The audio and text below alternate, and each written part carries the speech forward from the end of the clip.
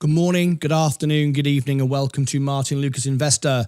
Inflation report, seconds away. Are you ready? Market selling off. I'm down 1,965. I love the red days. There'll be a reason and why I love the red days later today.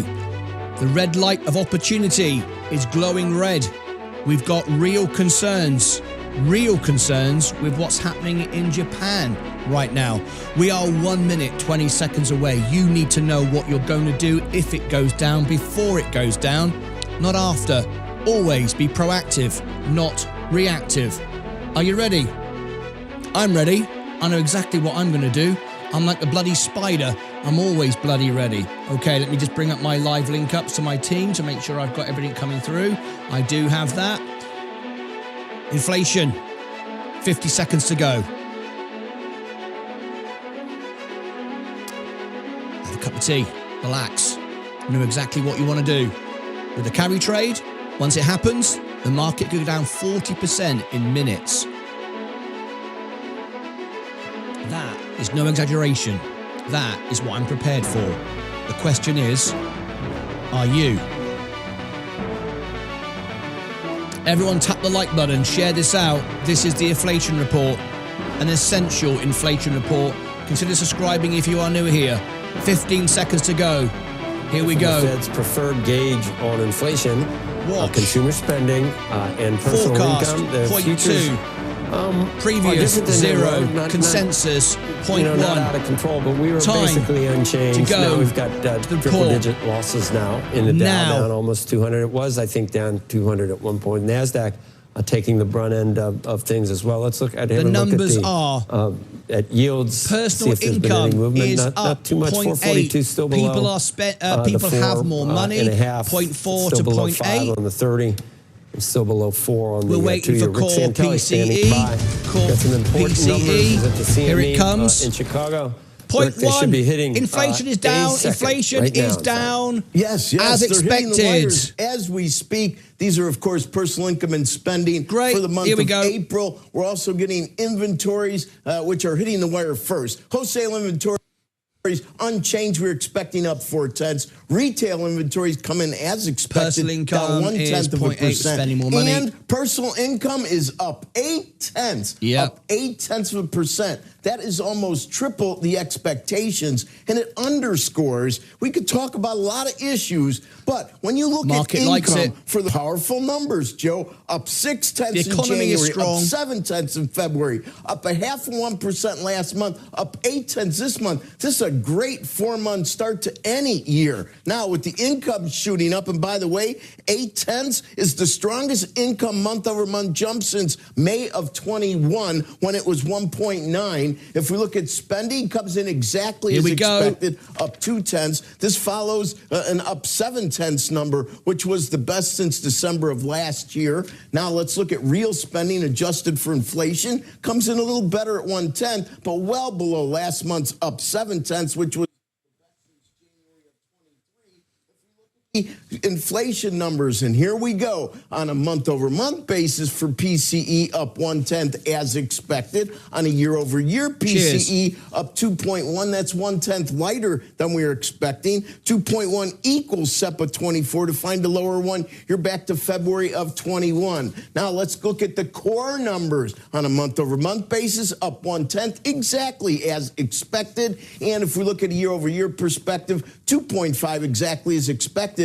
A 10th lower than 2.6 last month, which then was revised to 2.7, which makes us down 0.2%. 2.5, well, the last time we were here, if I have to go back, wow, it's been a while since 2.5. I would say that you're going back to the spring of 21. Now, we talked about inventories. The last number is, of course, a very important number to this administration. This is the trade balance, which is a deficit, expecting minus 143 billion. Wow, it comes in much, much smaller, minus 87 billion. And now this follows a 163 that gets converted to 162 billion with a minus sign, the worst since record-keeping 1989. Then we cut it in half to 87.6. 87.6 would be the lightest, and I have to really go back. 87.6 would be the lightest since... Markets like September this. of 23, SEP of 23. Green Day and this really incoming. does underscore how the movement of goods and services has really changed due to a variety of tariff-related issues. Now, after all of that, where are the markets? Well, up a little bit. We were at 441. We're now at 443 and a 10. By the way, it settled last week at 451. A 2-year is at 393. It was at 392 before the number, down 7 on the week. And I will just point out one more thing. Both maturities before the number were on pace for the lowest yield closes in 3 weeks, but we see that rates have moved up just a smidge. Joe, back to you. Very good. And if I were... Okay, very, very good. So this is very, very good. As predicted, we've got inflation. The tariffs have not affected inflation. We keep talking about this. So this is good. This is what Trump will be most interested in. This one here where we've cut the goods trade balance from 141. This is the headline. This is the headline. From negative 141, this is our trade balance. Negative 141. We want this to be positive, right? We want to be sending out more than we bring in. We've just halved it. I mean, that's brilliant. That's bloody amazing. I mean, that is the story of the day. People will be talking about inflation, which is great. This is a really good number from 0.2 to 0.1. So rate cuts are coming, like we said, 2 this year.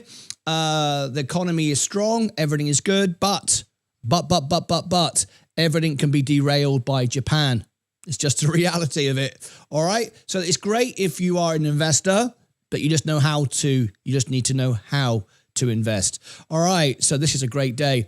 I'll tell you what we're going to do. We're going to do something we don't normally do at this time of the day. We're going to allow everyone the opportunity to call in and ask questions. So many of you have had questions about all kinds of things, whether it's questions about how the show works, how you get on Discord, how you get the newsletter, how you become a member, how do I invest? I'm losing money on this. I'm making money on that. Whatever it might be, I'm going to open the phone lines up for 20 minutes. So if you've got a question, a comment, a concern, you can get your answer right now. So ask me anything. All right. Ask me anything. Okay. There it is. There is the link. You don't require any software. I take care of all of it. It's done through a browser. You need to be a member, of course. We'll switch to members only mode if we're doing this, providing a live Q&A. We'll switch to members only mode for the next 20 minutes. You need to be a member. If you're not a member, there is the link to become a member. All right, there it is. And if you are on a browser, if you are on an iOS device, I beg your pardon. If you are on an iOS device, you need to select a browser, desktop version. All right, so there it is. This is a great day, by the way. I'm very happy with this. This is what we want. And you can become a member from a couple of bucks and you can call in. So the phone line is open. When you're calling in, you've got to tell me you're calling in the chat so I know you're calling in. I don't pick up the phone to anybody unless I know that you are calling in. So you have to tell me in the chat that you are calling in. Who's in number 1 spot today? Who's our number 1 Lucasade today? Let's have a little look. So in 3rd place, we're going to be giving competitions and all sorts of this, maybe prizes and free giveaways. DJ Lee is in 3rd place today. He's 3rd Lucasade today. Who else? So we got, who's number 2? Who's number 2? Oh, number 1. We've got a brand new number 1. Blue Line Pick is number 1 at the moment. Now, if you click on the crown, Blue Line Pick, he's not even a member and he's number 1. If you go there, you can see, well, actually, it's joint first. So James, it's just gone to number 1. Mad Mike, number 2. Number 3, that number 1 right now is 75 XP. Okay, so XRP, he's got his XRP at the top. There we go. Mr. XRP is in 3rd with his XRP. That's cool, isn't it? Anyway, so there you go. It's so Jay James is number 1 at the moment. And that's cool. Very, very good. And you click on the information, it tells you how it all works. But we've got a lot of people at 75. No one has stood out yet. That's why it's so many at the top of the leaderboard. That will change the moment someone does a super chat or a super sticker. And don't forget, you might have a free super chat or a free super sticker. Go and look. We give you free ones from time to time. So go and check. You might find out you've actually got one. And then you could pop straight up and be number one all day. Anyway, there you go. Right. Let me go through the comments and questions. Blue Line Pick, good morning to you, was first here. That's how you were number one. You were number one for a couple of seconds. James, good morning to James. How are you? Red day, green day. It's a green day today. So it's a green day. It's red right now, but we've had some good numbers. The deficit was good. Just need to understand the pros and cons for that, though. Jay Harrington, good morning from Dallas. Good morning to you. I'm also in Dallas. Nice to see you, Mikhail Jordan. MK, happy Friday. Oh, my, red day. Let's go, baby. Hi, everyone. Sensei is here. Did you all come from Sensei's show? I don't see any Sensei sent me's. I guess you weren't watching Sensei's show. You were all in bed, were you? What's going on? DJ Lee, good morning to you. Agreed. Good morning. Good morning, William Myers. Eugene McCombs, good morning to you. Motto A-Team, good morning to you. Good afternoon from Hungary. Hungary, what is your language? Become a member and I'll speak to you in your language. Is it Hungarian? Not every, it might be something else. Let me know and I'll speak to you.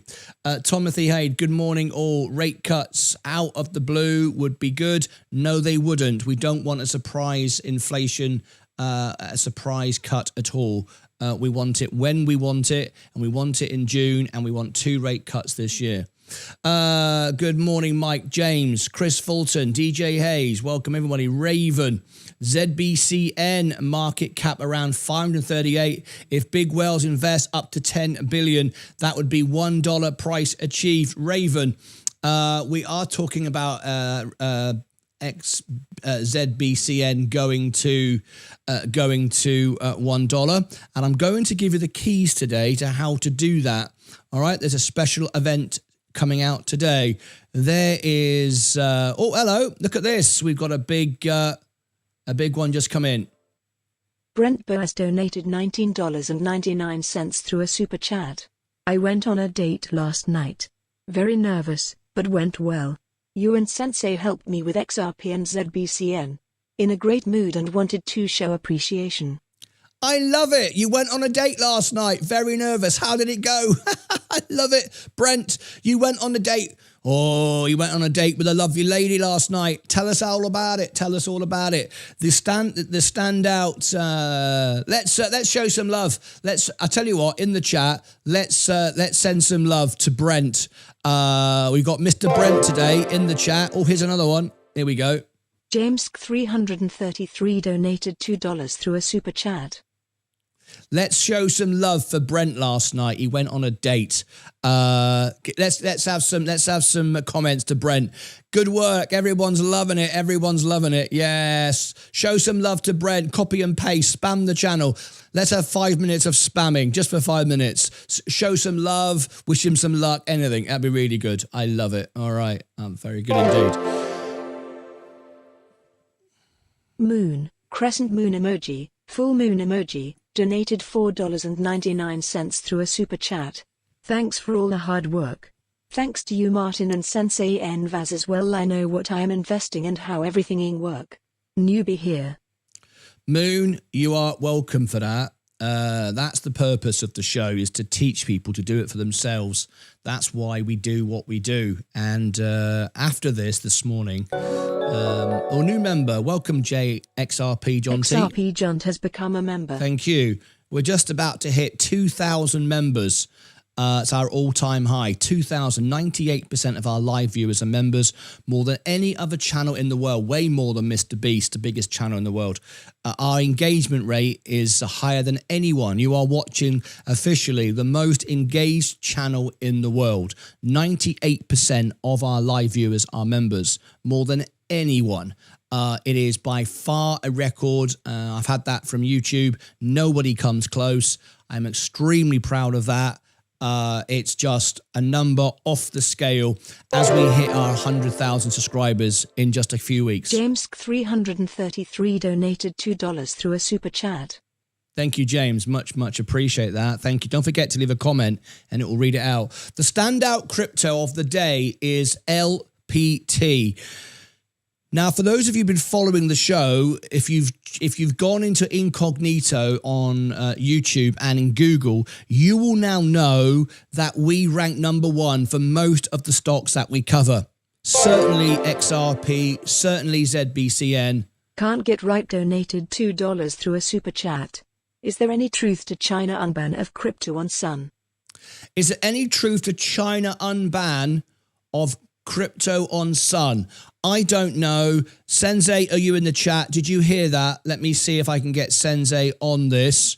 And he can get... Sensei works for me now, full-time, researching in between the shows. Sensei, did you hear that? Right. What we're looking for now, and I'm going to ask the members. Let me just see if Sensei heard that. I'm going to copy and paste that. So what I'm going to do is put that on the screen.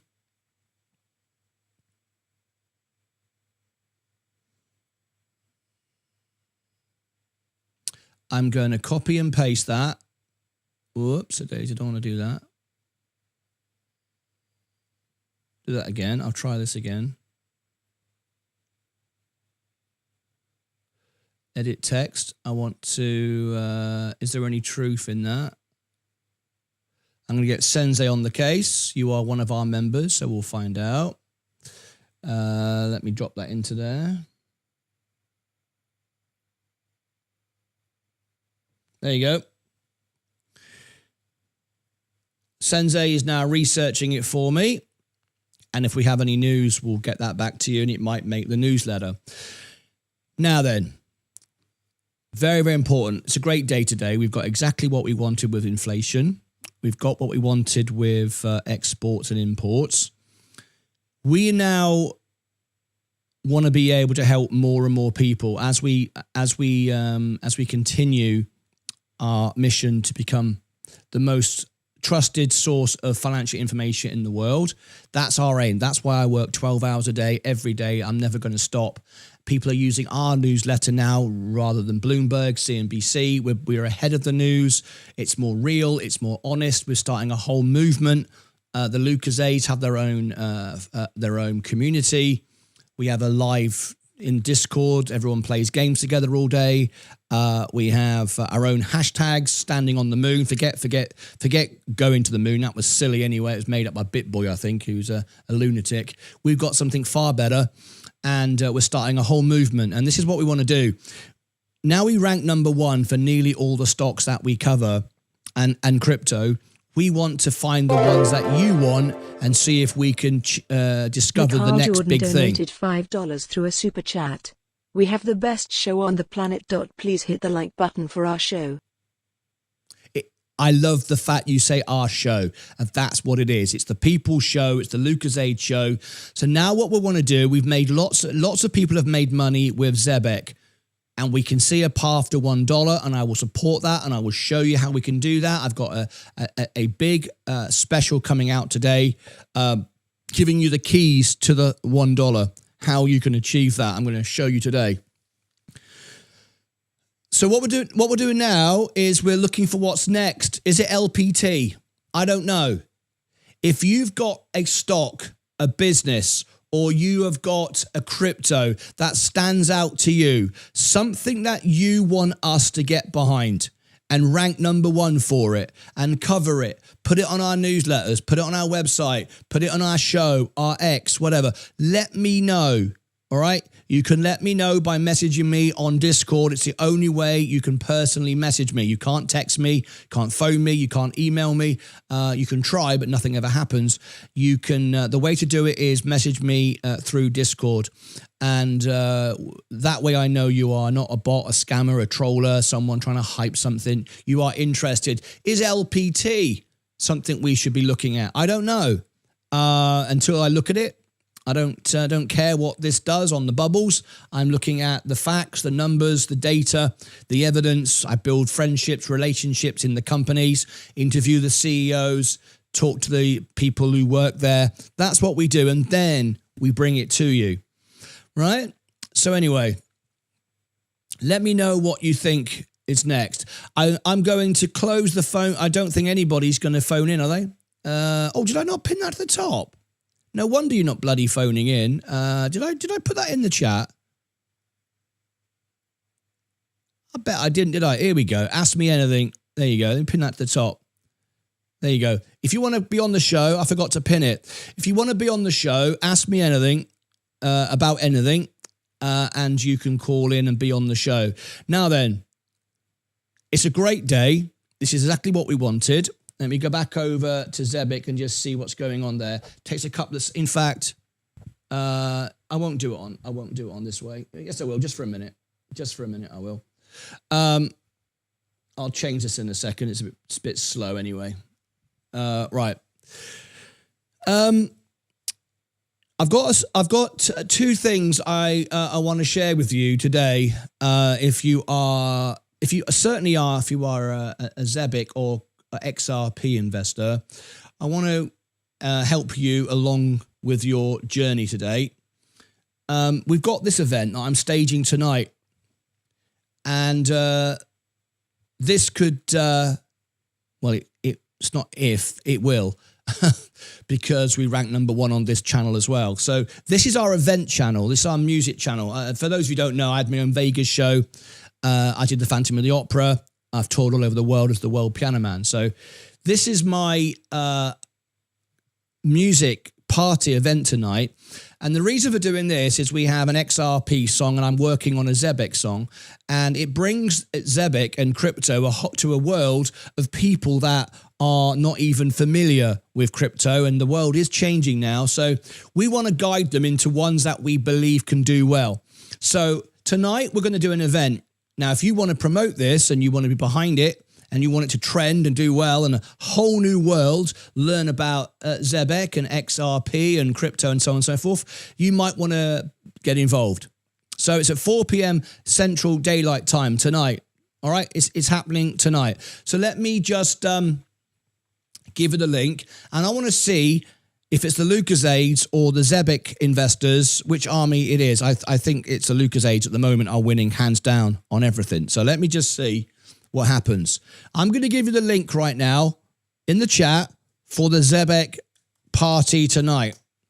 We're going to rock and roll it tonight. There is the link in the chat. Click on that link right now. They are. People are coming in. There's Vaz. He's already in. Come in and let me know your thoughts on Zebic tonight. And when you get there, leave a comment. And the first 3 people will get a free song request as well. All right, so you can celebrate a loved one or a family member or whatever. People are coming in already. This is going to be busy. There's James. Now, when you get in there, if you want this event to trend tonight, what I suggest you do is tap the like button, because that will then suggest it onto YouTube. You might want to click the share button. If you click the share button, you can copy the URL, you can copy the link like that, and you can put it on your X and make sure that you tag me in it. Now, if you here's a little gift for everybody.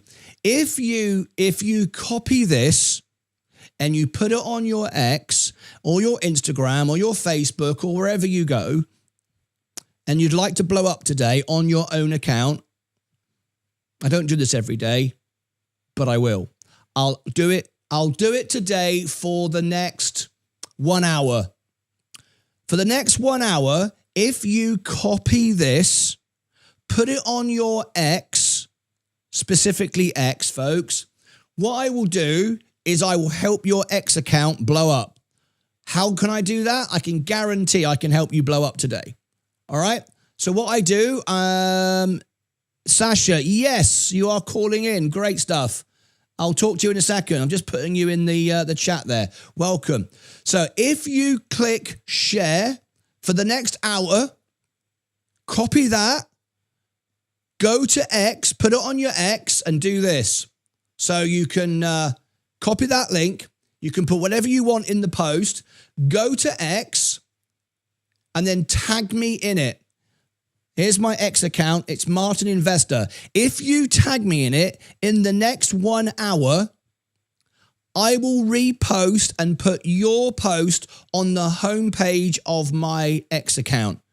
And everyone who does that in the 1 hour. So what it's 7:53. So 1 hour from now, 9 o'clock, 9 a.m. Central Daylight Time, I'll stop doing it.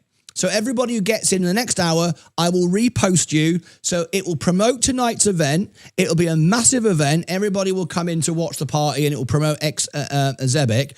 But also, all of you that repost in the next hour, it will promote your accounts. I will not just like it, comment, I will repost it and put it on the homepage of my channel. Let's see if someone's done it already. And I'll show you what I mean.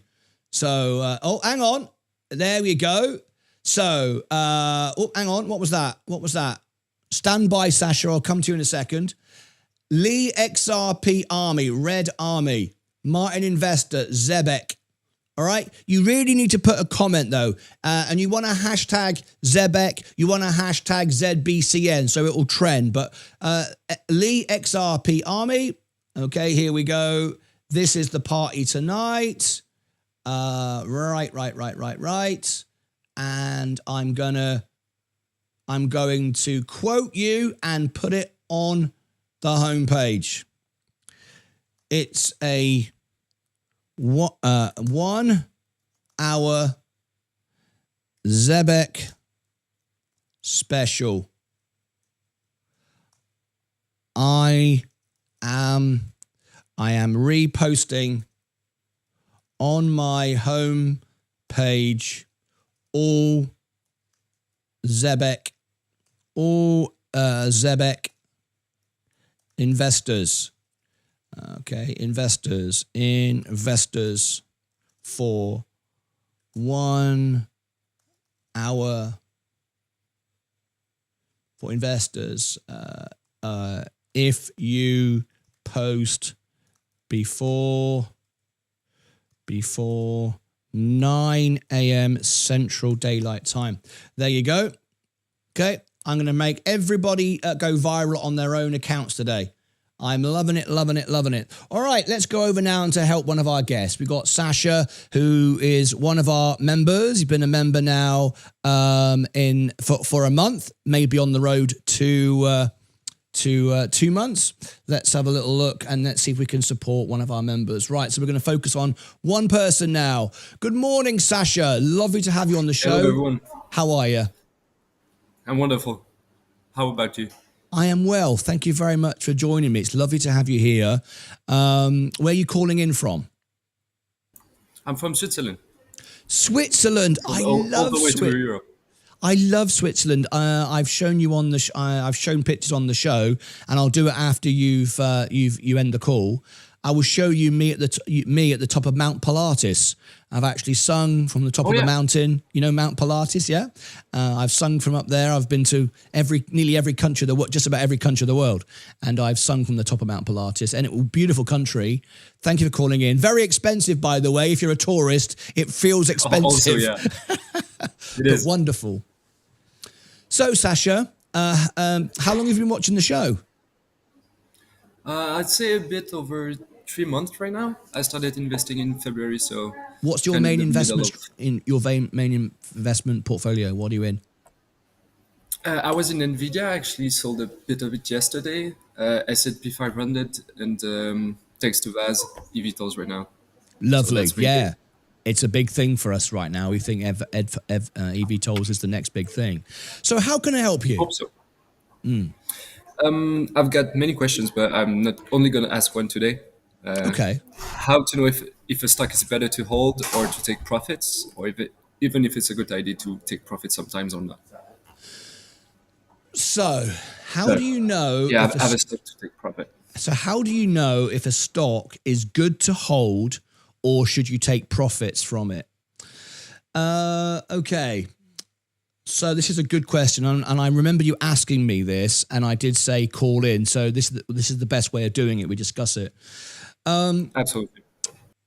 First of all, you need to establish what is your timeline and what are your goals. You look quite a young man to me, a lot younger than me. I'm guessing somewhere in your 20s, 30s, perhaps. Exactly, 23. 23, there you go. So very young man. So you've got many, many years ahead of you, hopefully. It's very different. It's very different for you than it is for me. I only started doing this a few years ago, and I want to get to $1 million by the end of the decade, and that's enough for me. So you need to know what your goal is. Is it to become the richest man in the world, or just to provide you with what you need in 10, 20 years, 30 years when you retire, whatever that number is for you. So do you have a number in mind that you want to, let me just get rid of the notifications. There we go. What are you, do you have a number in mind? No, that's one of the reasons why I'm calling. Right. I don't know what's actually number achievable. One, you do need a goal. So I'm presuming, what is the reason for you investing? Is it to provide financial freedom, or do you just want to get rich in 5 minutes? Because they are very different things. It's more financial freedom and have the ability to have a cushion for the future, that's I would say. The best answer. Because if you were saying, I just want to get rich really quickly, then you're missing the point of this show. We always talk about, and I've got a special about this today, the keys to the $1 on Zebek, is you need to have an engine. The engine is you earning money, not the stock market. And because you're so young, 23, you are perfectly placed. You found this channel and investing at the right time. I wish I had been doing it at this time. Well, I don't actually, because I wanted to do what I did, and I'm glad I did what I did. But for you, investing, this is great, right? So you need to know what your goals are. And it sounds to me like you've got a level head. You want to become financially free. So when you get to a certain age, you don't have to worry about money. You've got enough money invested, and you certainly have the opportunity to do that at your age. So that's good. We now know the strategies in place. Then you want to know how much money that is that you need to live on. Now that depends on your life expenses. Right? I've tried to live on minimum expenses. I don't believe in stuff, even though I've got this studio. People go, you love gadgets, you love stuff. Well, these are tools of my trade, but I don't buy stuff. You don't see me down the mall buying a new phone, new t-shirts, new sneakers, trainers, whatever. I just buy what I need to run my business. I don't spend money like that. So your next goal is to know is how much money that you need. And you need to have some idea. If you don't know what that is, you don't know what the timeline is, and that will determine your strategy. So you know what your expenses are. You can work them out. You can say, right, I spend this amount of money on my mortgage or on my rent. This is how much money I spend on my bills. How can I save money, first of all? How can I become more efficient? Where am I wasting money? So if you're living beyond your means, if you have a car that you can't afford, can you cycle? Can you walk? Can you use public transport? Don't waste money, because anything you buy, even a home, could be a liability. It loses money. Hopefully homes make money, but they don't always make money. So if you buy a car, it's guaranteed to lose you money unless you make more money out of driving it. So if you're a taxi driver, for example. So everything you've got, you should look at as an asset, not as a liability. You don't want things draining your funds, right? So you've got to create a world where you are living as efficient as possible. And when you're young, you can be slightly different than when you're older, because you're young and you should be experiencing things and taking risks and chances. And that's what makes you the man you'll be when you get to my age, right? Yeah. So you want to do crazy things, but don't always be completely sensible. However, because you are at the age of 23 and you are at the beginning of your journey investing, you are in a miraculous, magical moment, because poor people spend money and invest what's left. Rich people invest everything and spend what's left. They do the opposite. And because you're young, you're in a privileged position, really, if you take this path, is take some of the money that you earn, spend some of it doing the things that you want to do.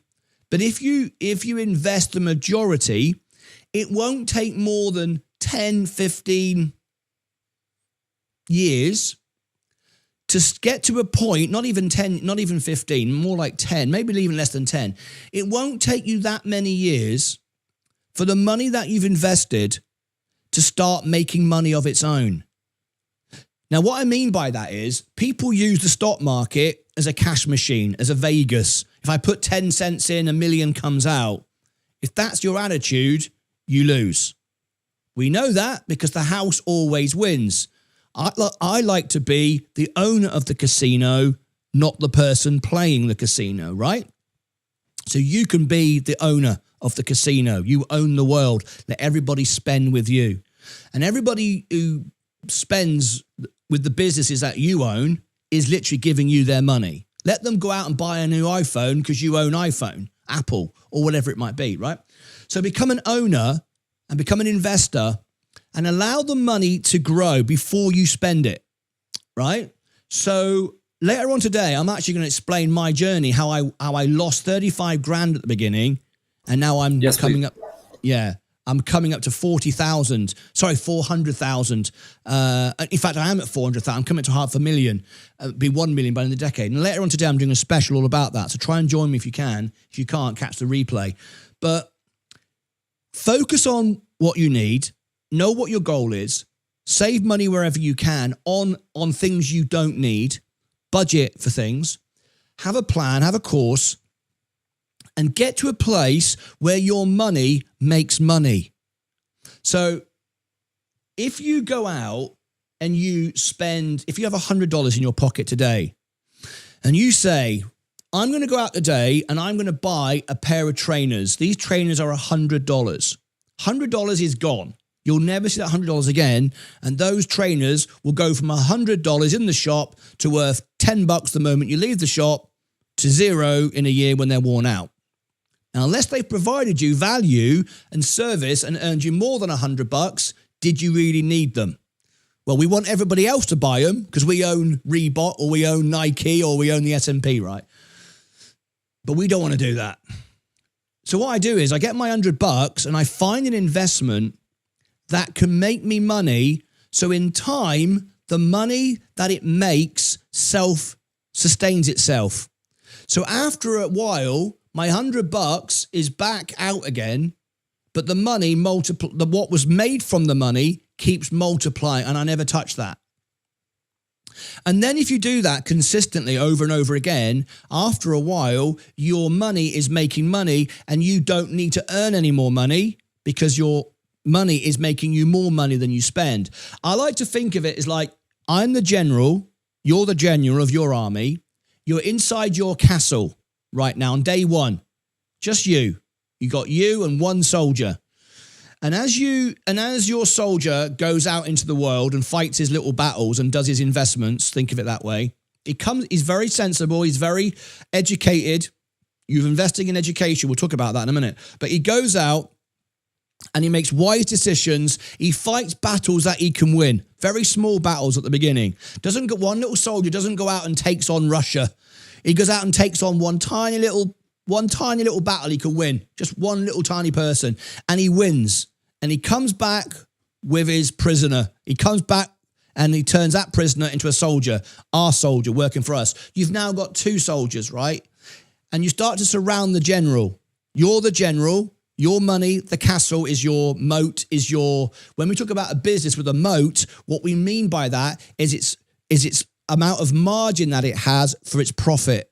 So the wider the moat, the bigger margins that a company has and the more safe it is because it can crush competition because it's got a huge margin. It can lower its prices and always beat everybody else. That's why Nvidia and Google and these companies just crush everybody, right? So you're trying to build a moat around your castle with you in the center as the general. So now you have two soldiers.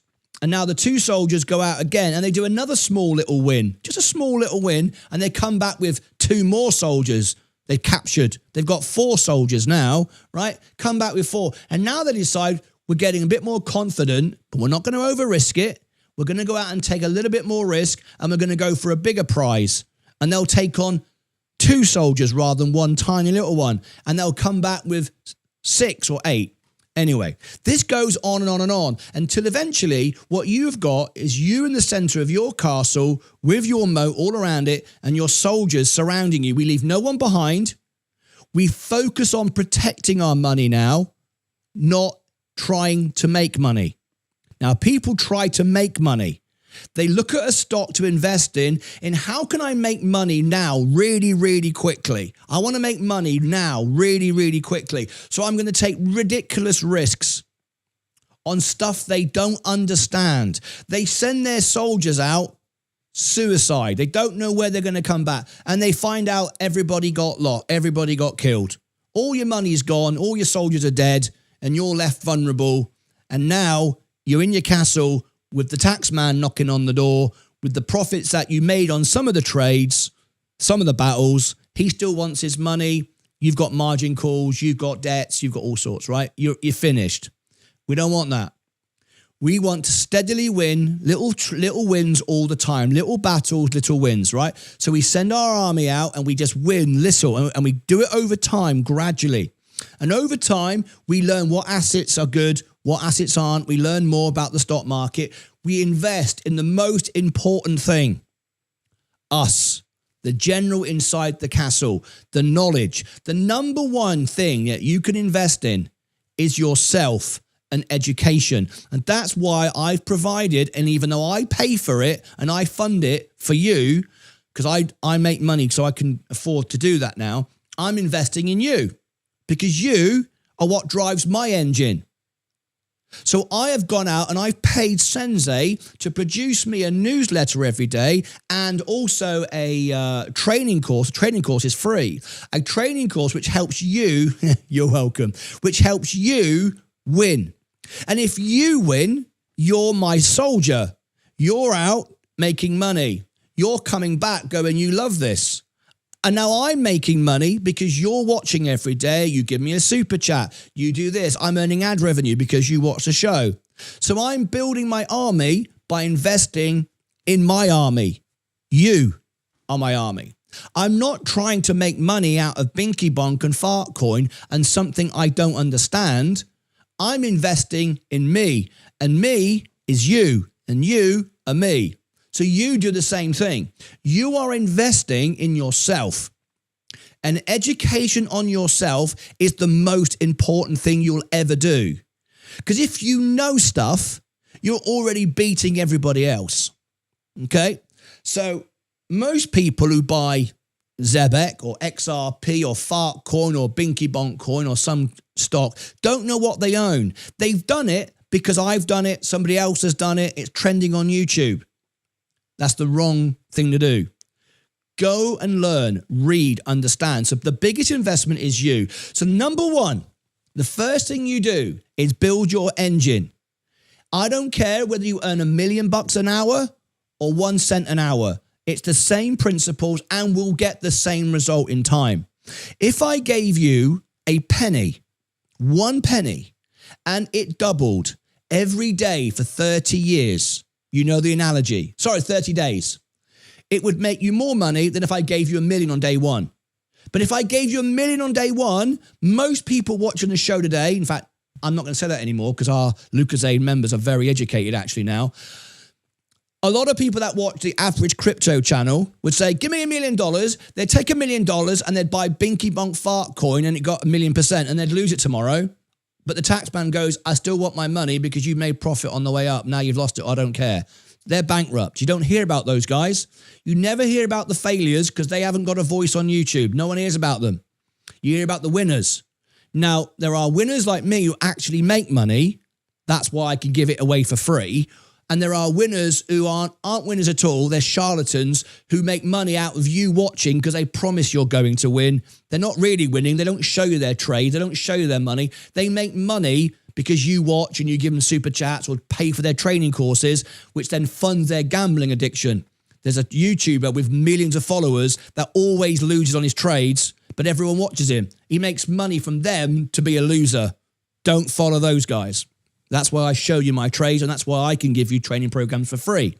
So the biggest thing is your engine. I don't care how much you earn, but earn something.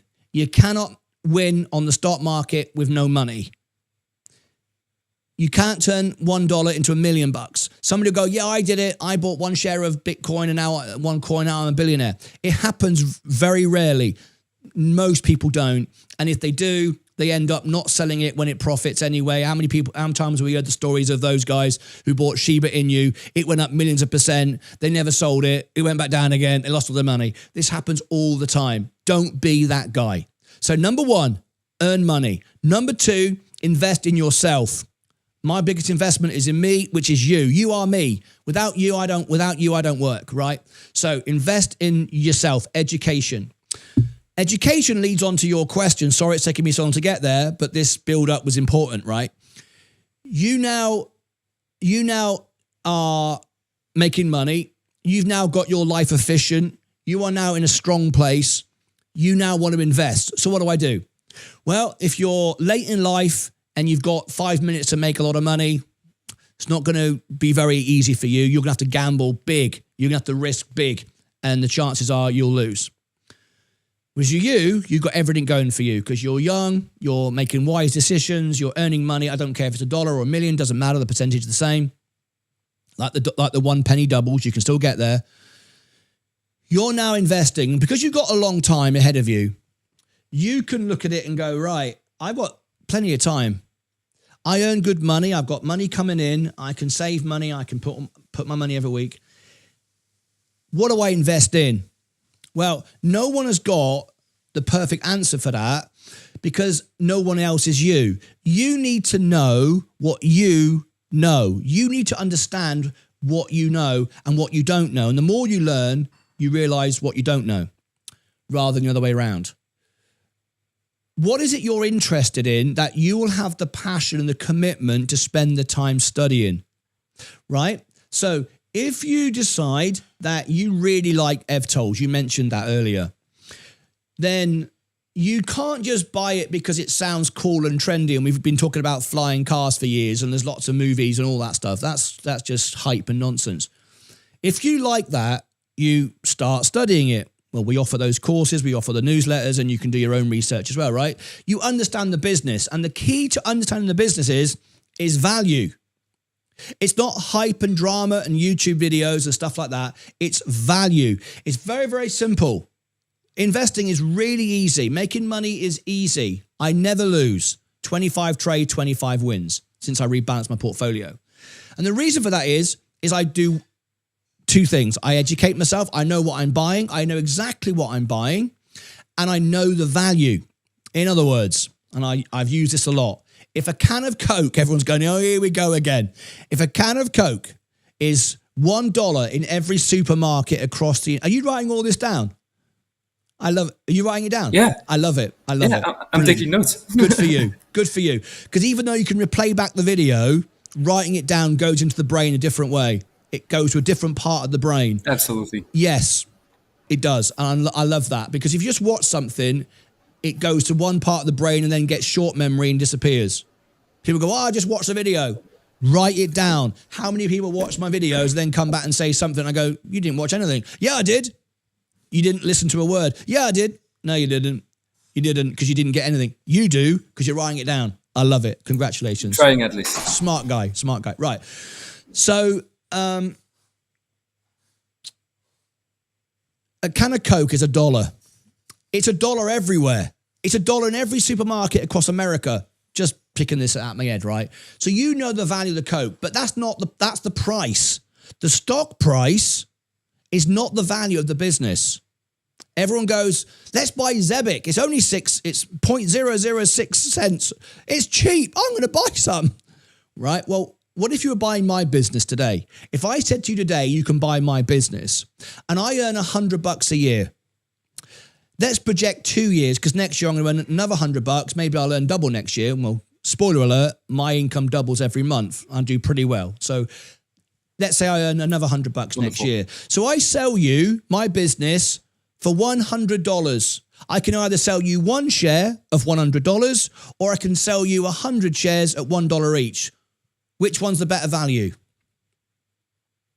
It's got the same. The same. Not because of the price, because of the value of my business. And people get confused. They go, well, what if you sold 1 million shares and they were all 0.0001? I can have 1 million shares of Martyn Lucas, but you still only own $100 because what you've just bought is my value. Now, you either buy 1 share of 1 million shares and get a tiny piece of my business, or you buy all of it like Warren Buffett does with Coca-Cola and other things that he buys, and Gecko and all the rest of it. That doesn't matter. What matters is you own that at that value, not at that price, at that value. Don't focus on price, focus on value. So you establish that this is a good business. Let's just say I said to you today, Sasha, do you want to buy my business? Now, you'd be stupid to say no, because my business is doubling every month. So if you bought my business valued at $100 today, next month it's worth 200. Next month it's worth 400, because that's my growth. That's what my channel was doing, right? So I'm doubling. So if you bought my business for $100, you're going to make a lot of money. You're going to many X over time, right? So you've established what makes that business good. How do you know that? Well, you read the balance sheet. The balance sheet is the Bible for every business. Now, no crypto has a balance sheet, because crypto, the native coin representing the business, doesn't make any money. People get confused about that. They go, well, Zebit can go to $1. I'm going to make money. No, you didn't. You didn't make any money. What happened if you buy Zebit at 0.0067, which is where it is right this second, and it goes to $1 and you sold it for $1, what you did was you made money from those selling the asset to you at you selling that asset to somebody else at a higher price. The business did not go up in value. What goes up in value is what the Zebek network does, what the business does. Like we talk about XRP. The coin doesn't make any money. What makes money is the Ripple network with the banks, institutions, when they use the network represented by the coin to make money for the banks. That's what you should be looking at. No one wants to look at that. Nobody wants to look at that. They want to buy the native coin because it's cool and sexy and it's modern and it's trendy and everybody's doing it and I'm getting rich. They don't know what they're getting rich on. They've no bloody idea. They've not done the homework, and those people, most of those people, lose money. They FOMO in, fear of missing out on the way up. They sell at the wrong time. They do this, that, and the other. They make money, and then they forget. The tax man knocks on the door and says, you made money last year on your money. Where's my money? I haven't got it. Well, what do you mean? Well, I sold it. I made 1,000,000%. Congratulations. We know, because your brokerage has told us, because they do. We don't rely on you telling us. The brokerage did. Yeah, but where's the money? Well, I bought Binky Bonk coin and that went to zero. Don't care. You still made $1 million on the first trade. Give us our money. Oh, I haven't got it. Bankrupt. Knocking on the door, take the house away, right? That's what happens. You don't ever hear those stories because no one's got a voice. And the reason they lost their money was they didn't do the valuation on the business. They didn't find out what it was worth. Now, Zebek isn't worth anything. It's a speculative asset. Now, I'm very pro-Zebek. I'm all over it. I'm all over XRP. So don't shoot the messenger. I'm trying to help you, right? It's the future of the network I'm investing in. And this is why I own Coinbase, why through the S&P, why I'll own Ripple, XRP, and eventually maybe Zebek will have an IPO and be on the S&P. I can see all of these businesses going to the top of the S&P and replacing Apple. So I'm all pro this, but I'm pro it in a different way than you are. You're buying the souvenir. You're buying the T-shirt because the coin is the souvenir. I want to buy the England football team.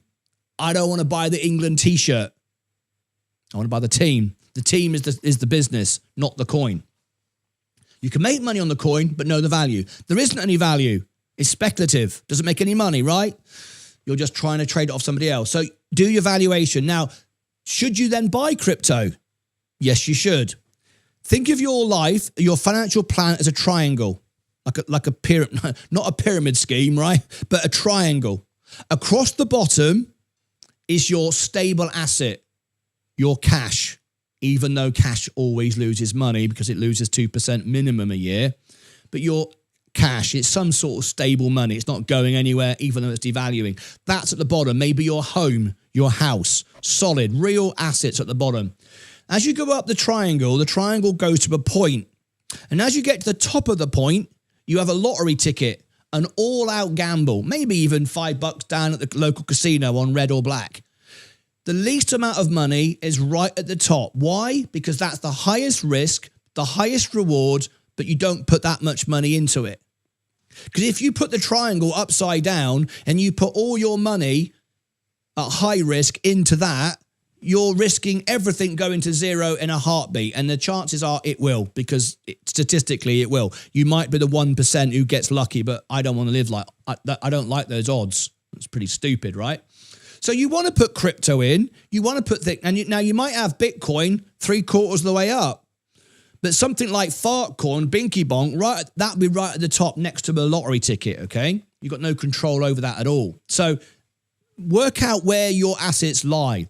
So you asked about how do you choose? That's why I'm talking about value. So you look at balance sheets. Well, you're lucky because I review stocks for you. If you do a $5 minimum super chat live on the show, I will do a stock review of your favorite stock. I will do the balance sheet, the margins, the profit, the losses, and so on. You can read all of that yourself. We provide you the software to do it. I'll give everybody the link for Seeking Alpha and Alpha Spread. Plus, we do it in our newsletter. There it is in the chat. And you can read it yourself. Balance sheets, people go, it's boring. And I've never heard it's the most stupidest thing I've ever heard when people tell me, oh, balance sheets are boring. You're quite happy to sit on the toilet, because people do, playing on their phones at apps and buy stuff you don't know. But would you ever buy a car, a motorbike, a house, or even a pair of trainers that you didn't even look at? Of course you wouldn't. You'd go and see the house before you bought it. You'd go and try the car before you bought it, wouldn't you? I would assume so anyway. I certainly would. But you're quite happy to sit on the toilet, on your phone, buying something with hard-earned money and no knowledge of what you just bought. Well, everyone's buying it. I'm getting rich. You don't know what you're doing. You're being controlled by the people that want to control you, right? The people, I can set up a crypto coin tomorrow. I'm going to do it at some point, but it's going to be the best crypto ever because it's going to be the only crypto in the world, the Lucas coin, Martyn Lucas coin, whatever I'm going to call it. It'll be the only coin in the world that was built for your benefit, not mine. I will burn 99% of it, so it'll have huge liquidity in a pool, blah, blah, blah. I will never sell it. I'll make a pledge on the show. I'm going to hold it forever, and I will, as the show grows, the value goes up. It's based upon fundamentals, right? So I'm going to do that. But most people who buy a crypto coin don't know what they own. So know what you own. So because you're so young, you don't need to risk and buy everything crazy risky. You can just be in the S&P 500. Now, most people go, oh, that's boring.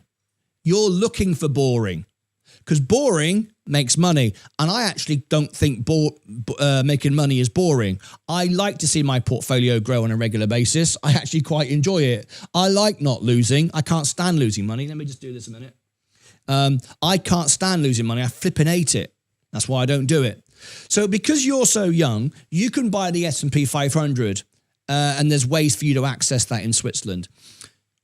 Why would I want to do that? Well, thank you.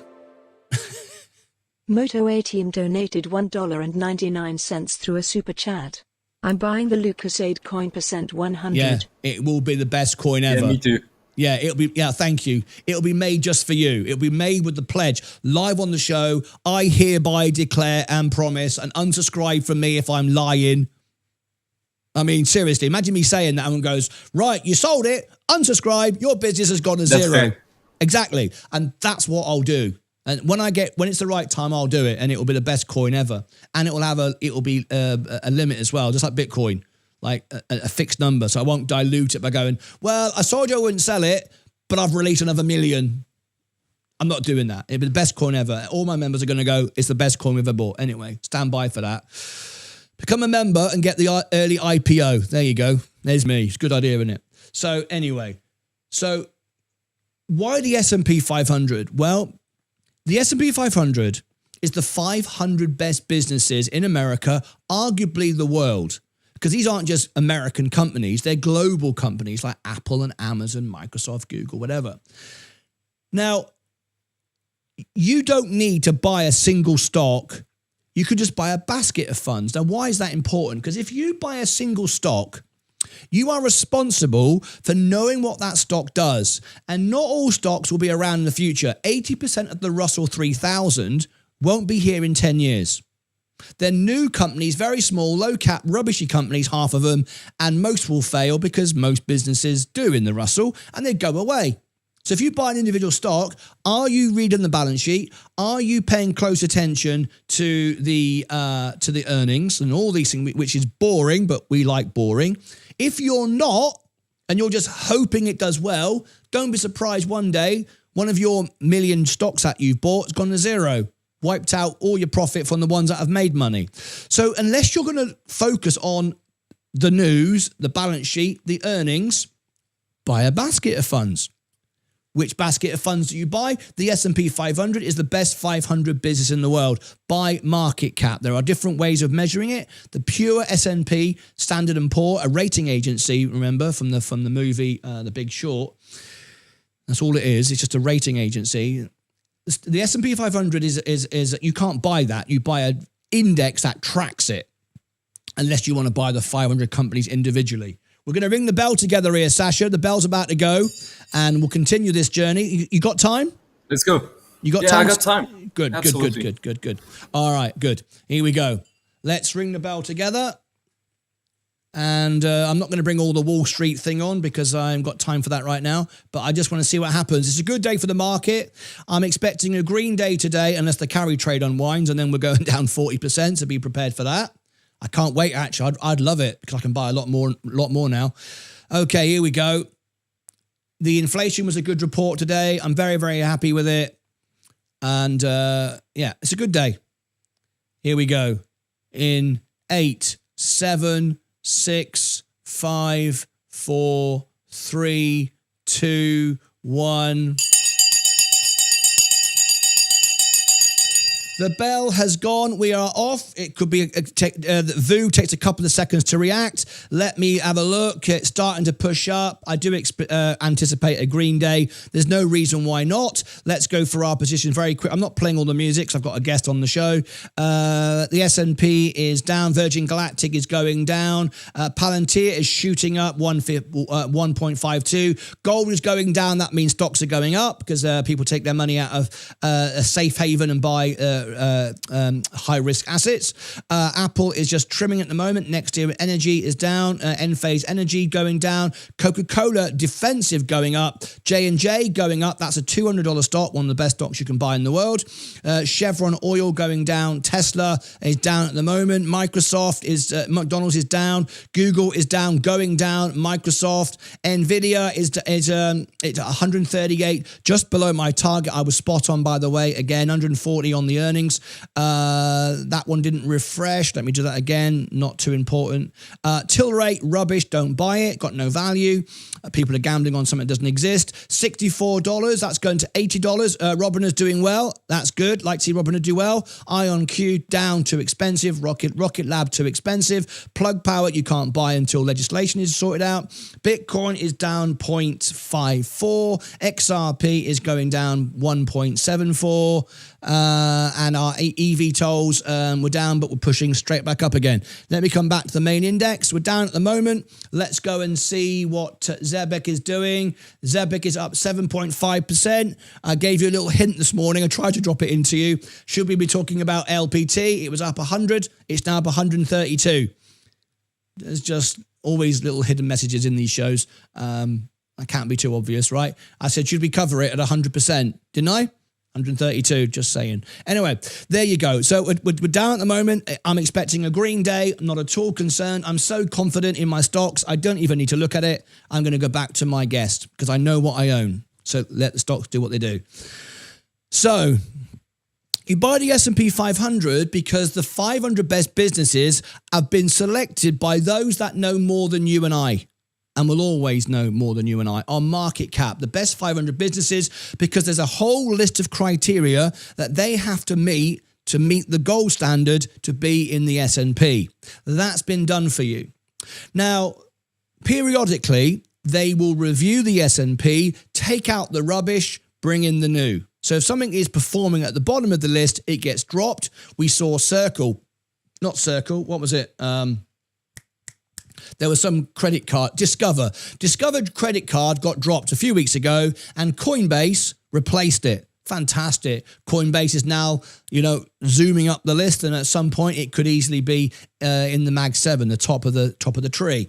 So that's all done for you without you worrying about it. So your overall index isn't going to go to zero. It can't ever go to zero because it's an index tracking the American economy, unless every business in America goes bust. Well, if it does, then the whole world's gone to mush, and don't worry about it. You don't need the money anyway because we're all running around like zombies. It doesn't matter. Don't budget for that. It's pointless. And that's a real thing. People say to me, oh yeah, but if that happens, I've got my gold and my guns. If you're somebody who's preparing for the end of the world and you're sitting around holding your guns and gold, let me tell you what's going to happen. First of all, you're not going to survive because you've got no survival skills whatsoever unless you grow your own food and know how to get water out of the ground like those that live in the jungle. Those that are tribal people, you're probably not. You're a person who lives on the internet in a modern world. You ain't going to survive 5 minutes. Not. You're rubbish. Forget it. You're doomed. Number two, your guns are going to get stolen by everybody else who's going to come round, try and steal you and shoot you and get all your guns anyway. And all they end up doing is shooting each other. So that didn't get you anywhere. Well, what about my gold? What about your gold? They will steal it. Before, you used to be able to go on the internet and you could reach somebody and sell somebody something online. There's no internet anymore. There's no electric. There's no phone. Nothing's working. What are you going to do? Ask the guy next door to buy your gold? He's the only person you can contact because you've got no transportation. You've got no internet. The guy next door goes, I'm just going to steal it. It's not going to help you. It's not going to feed you. It's not going to grow crops for you. So investing in the end of the world with guns and gold is as useless as trying to solve an algebra equation while chewing bubblegum. Useless. Solves nothing. Forget it. So focus on the future, not the end of the world. Right. So let's take that out of the bloody equation. So don't worry about that. So you buy the S&P, you've got the overall economy. Great. You've got the 500 best businesses, and that's what you own. Then you need to choose the right ETF to access that. I've said to you, VU is the best one. For me, you might not be able to access VU, but you can still access it. No, you can't. There'll be some way in Switzerland that you can find a way to access exposure. You probably already know. And you're looking for the one with the least management cost. Because remember, Wall Street, Switzerland, everybody's out for themselves. Everybody wants to make money out of telling you what to do. Okay? This is why I do the opposite. You're talking to me now for free.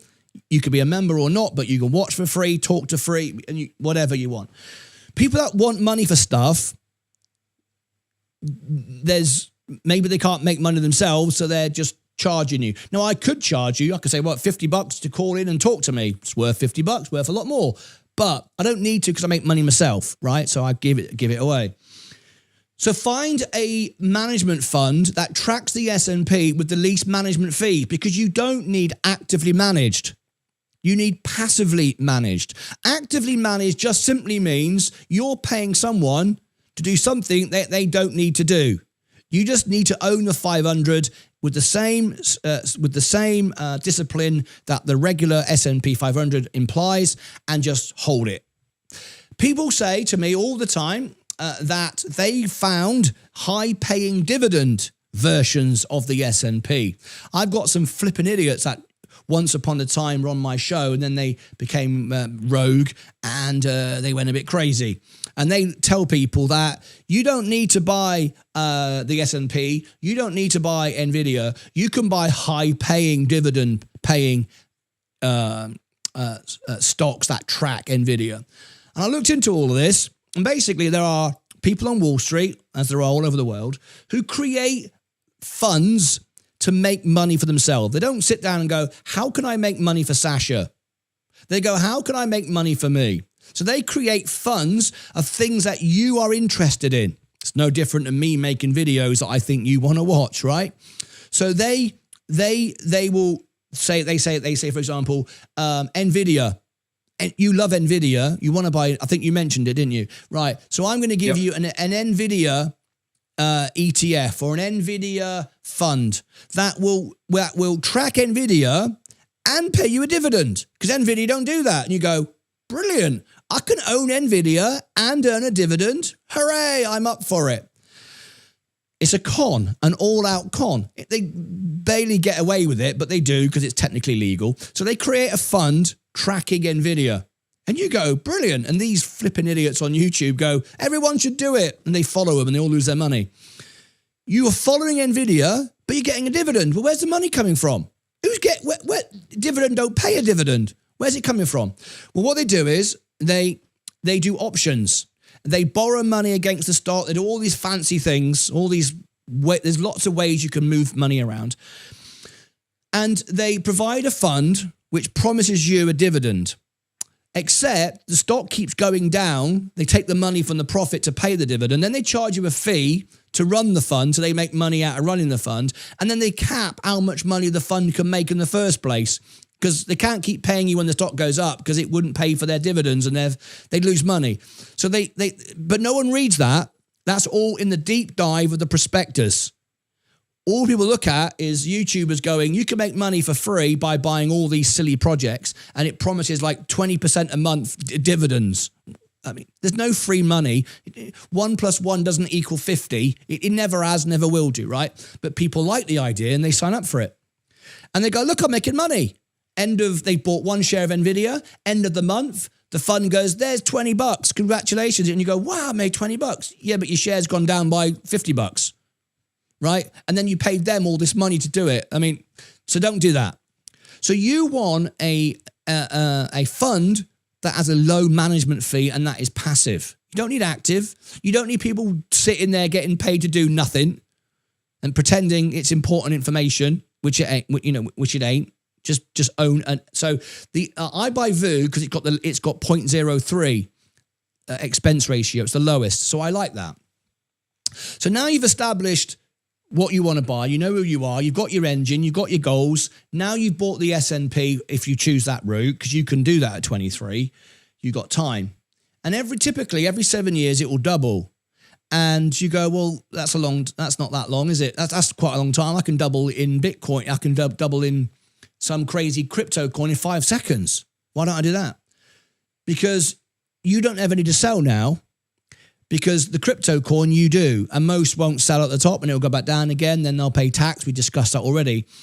You don't need to sell, and you can allow your money to compound, like we spoke about the 1 penny doubling every month. It starts to compound, and after a while, it goes straight up, parabolic. It's like when you look at the S&P 500 chart, it looks like it's getting steeper and steeper and steeper and steeper, and it looks like that depending on how you zoom in. But if you stand back, it's a straight line. But when you look at it short period, it looks like it's going straight up after a while anyway.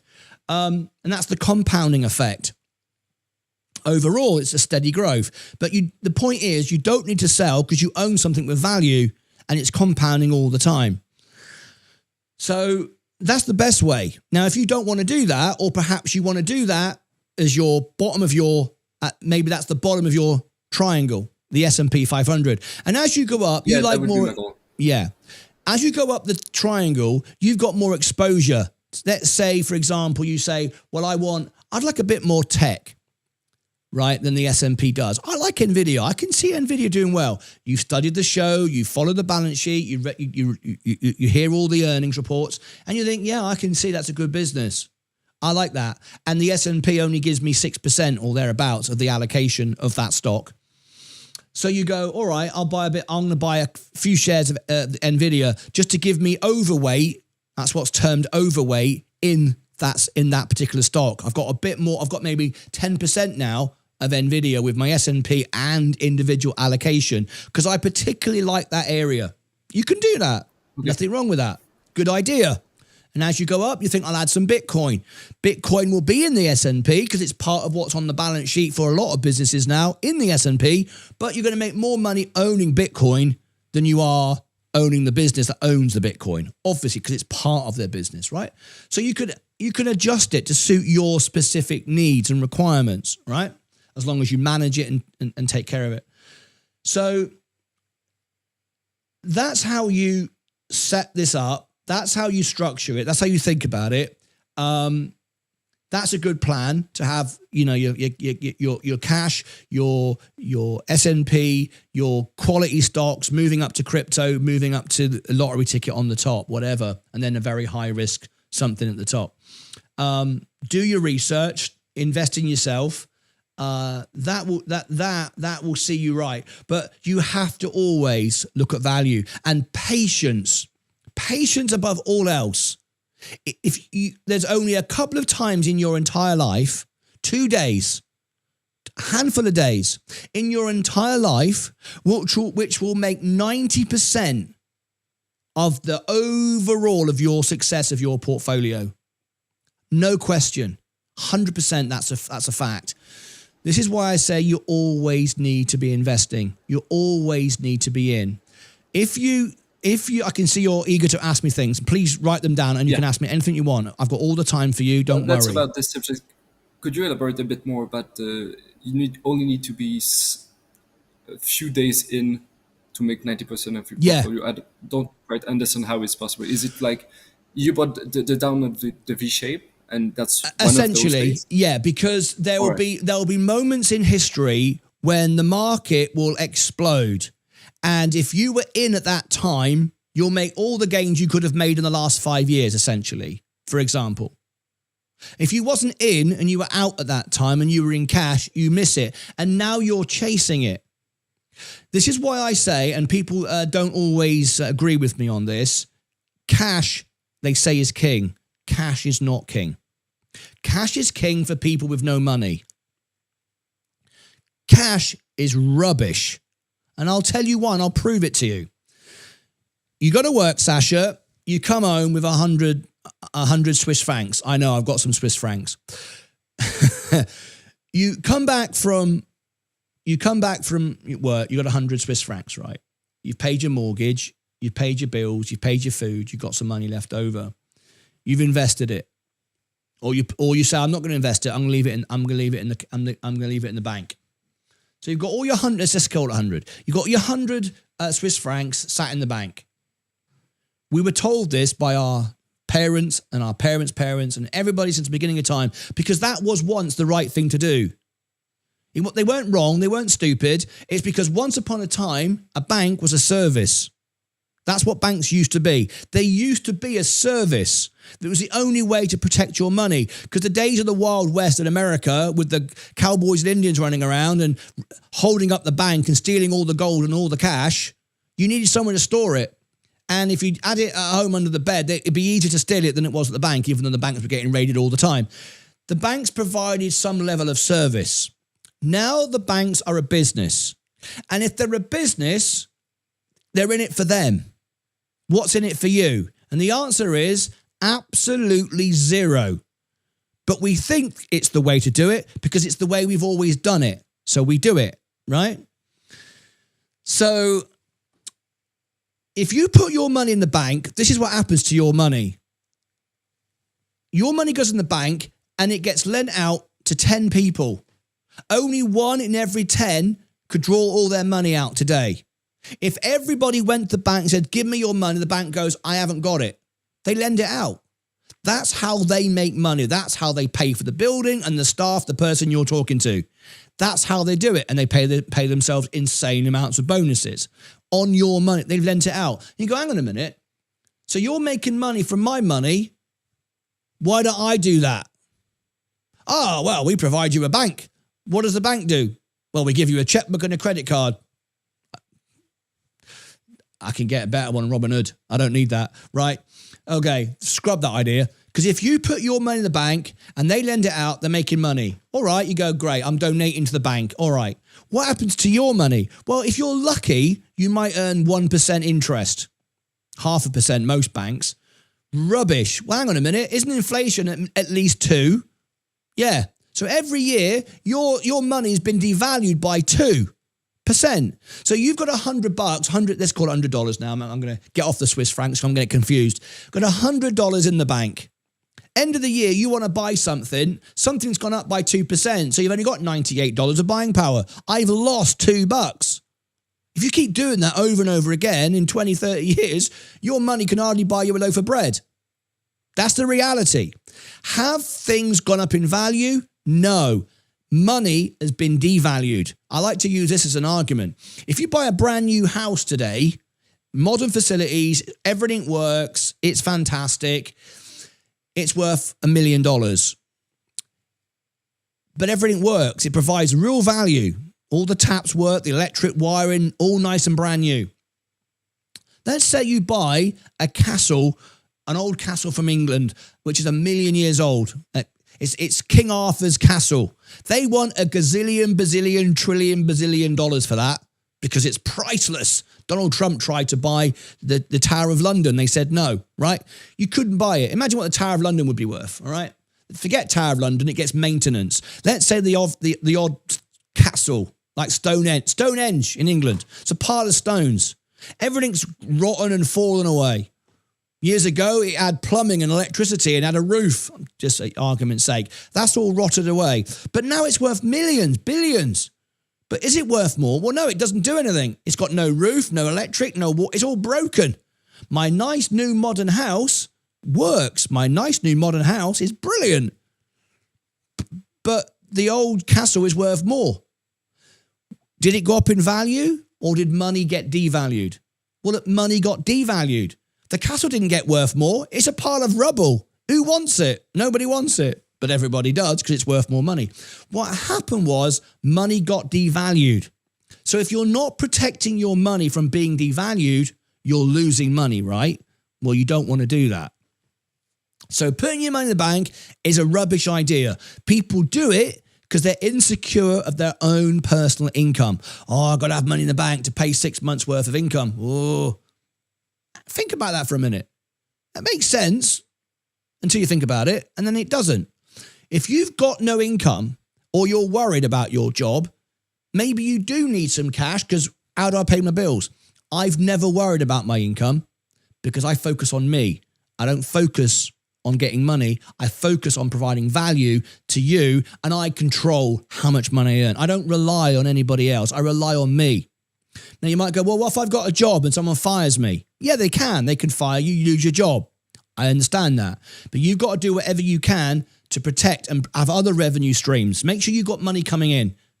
Anyone today can open up a drop shipping business on Amazon and make money. We can all make money. It's just if you choose to do so. So having cash is because you are insecure about your money. Don't be insecure. Create an environment where you are secure about your money. And if you're secure about money coming in, you don't need cash in the bank. So how does that work for me? Every month I get paid on YouTube, money's coming in.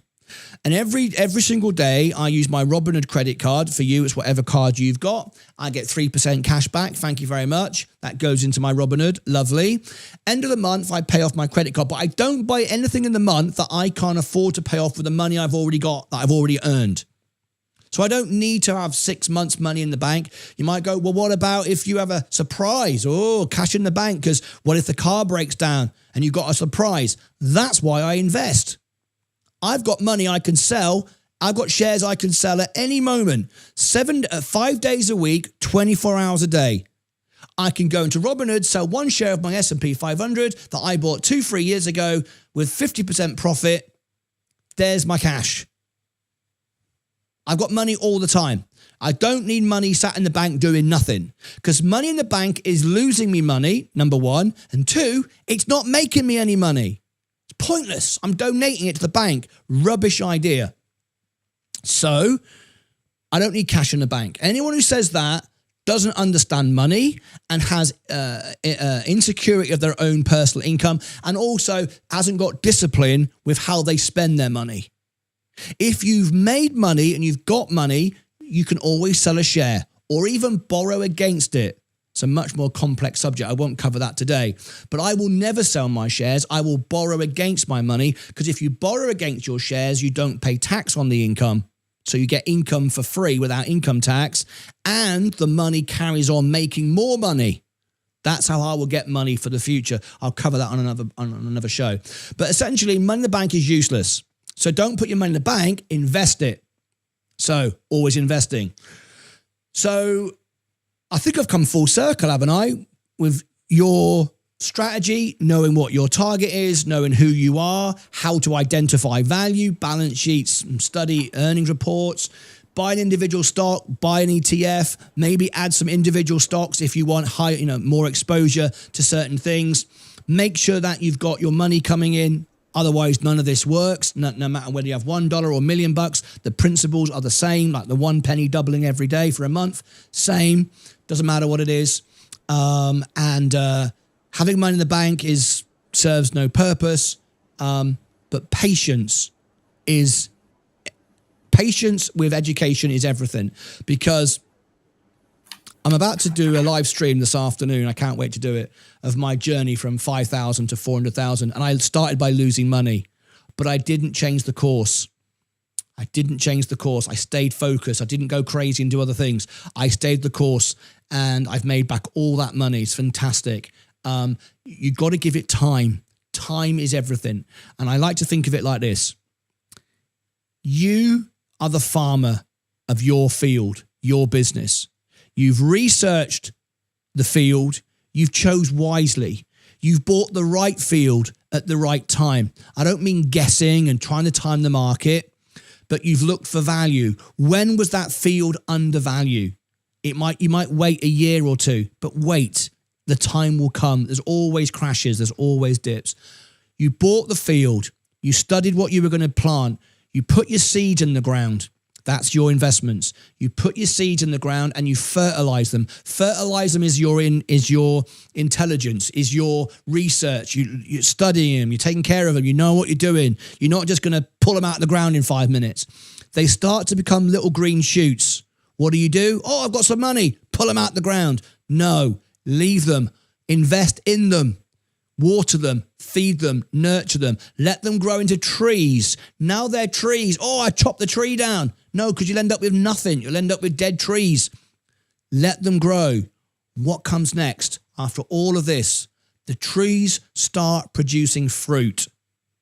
You can pick the fruit, eat some, replant some for future orchards, future growth.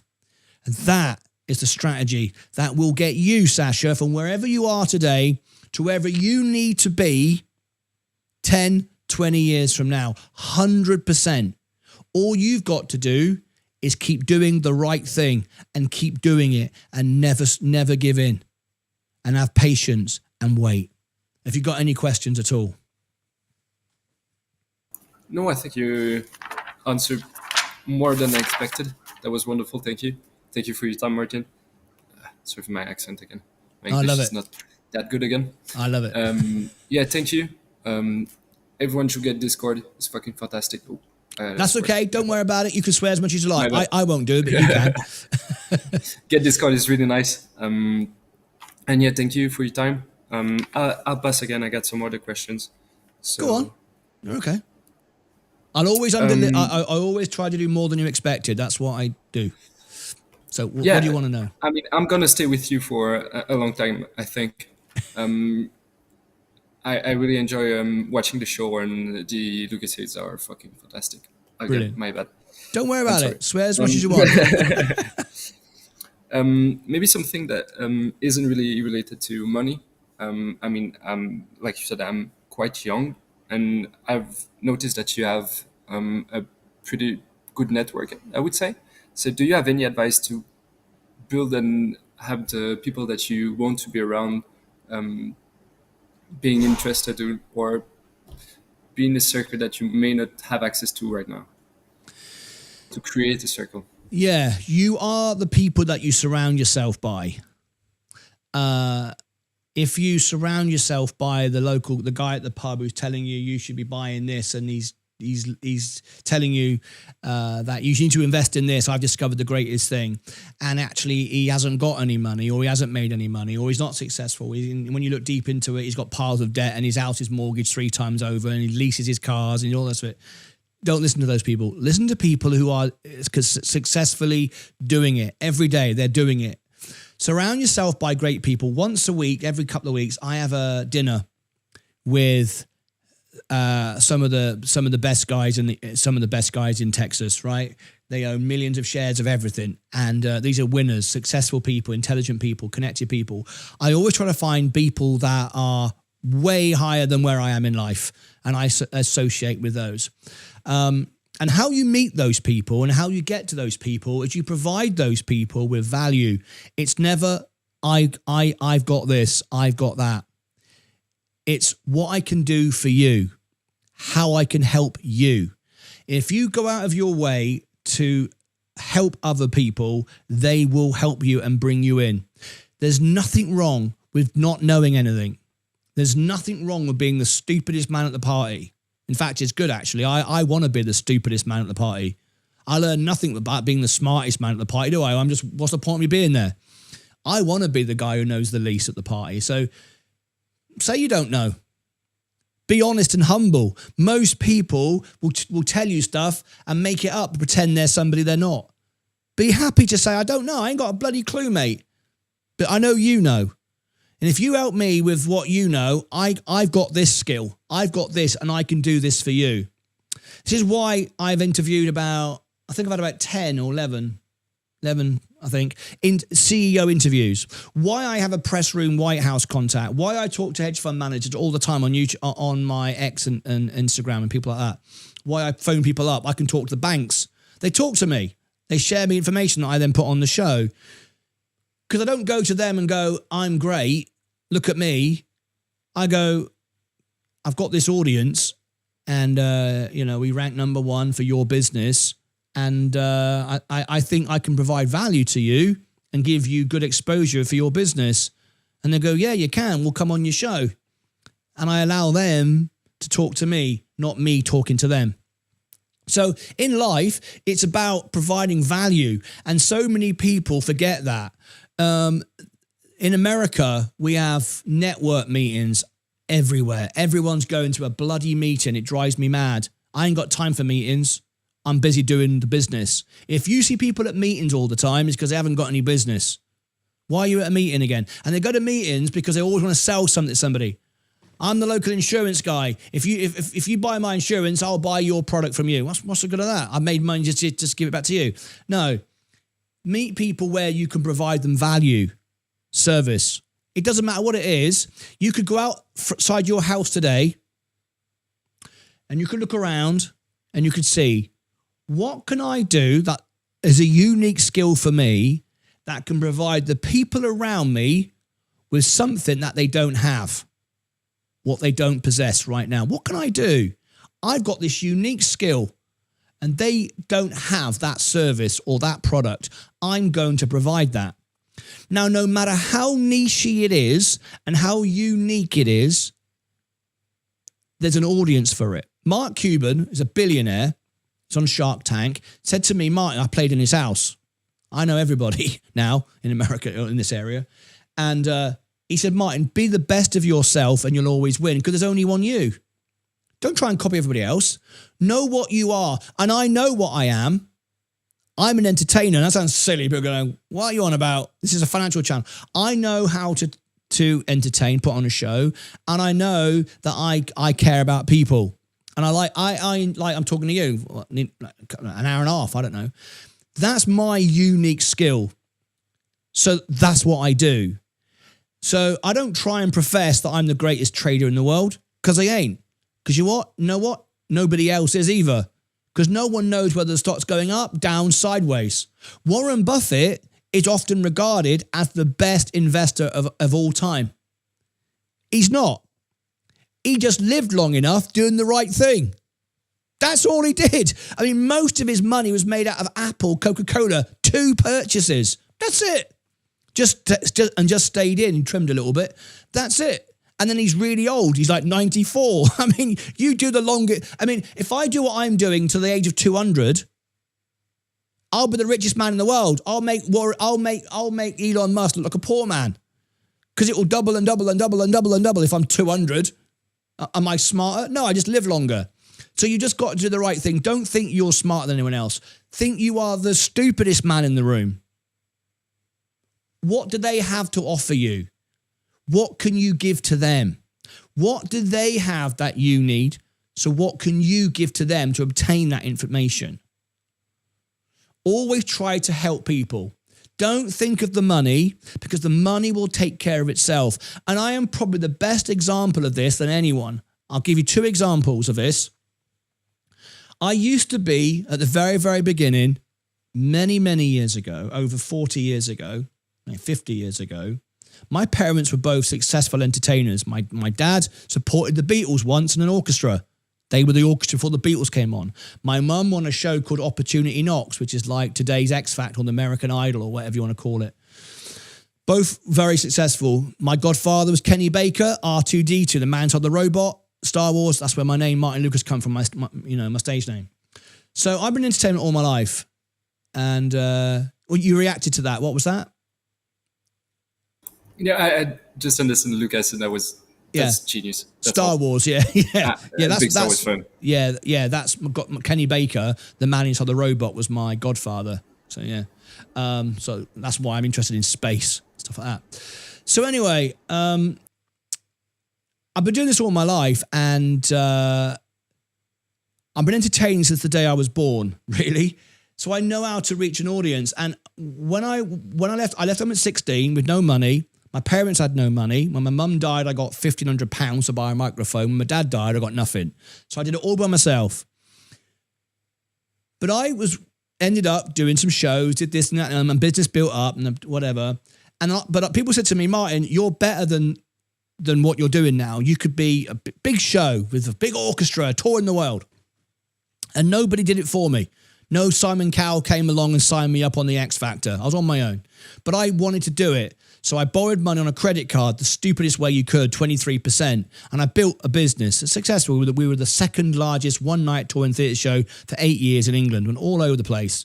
I had my own Vegas show in the end. Did it all on my own, but by myself. No one helped me. No one gave me free money. The government didn't sponsor me. I had no arts support. And by the way, folks, did I say this morning or what? Look at this. Did I say we should cover this or not? 100% it was. Now it went to 130. Now it's 150. Just saying. I try to always give you little bits like this wherever I can. Anyway. The point was, I know who I am. I'm an entertainer. I'm not the greatest investor in the world. Nobody is. How do you know what's going to go up and down? But I invested in me, and I believe in helping people. So the biggest investment you make is know who you are and invest in people that support that, and be happy who you are. I've lost a bit of my train of thought. This is what happens when you get older, mate. Sometimes you forget. I had it all lined up in my head, but I forgot it. I apologize. I've forgotten where I was going with that now. Never mind. I've forgotten what I was going to say. That was already great. Thank you. Well, yeah, you're welcome. But,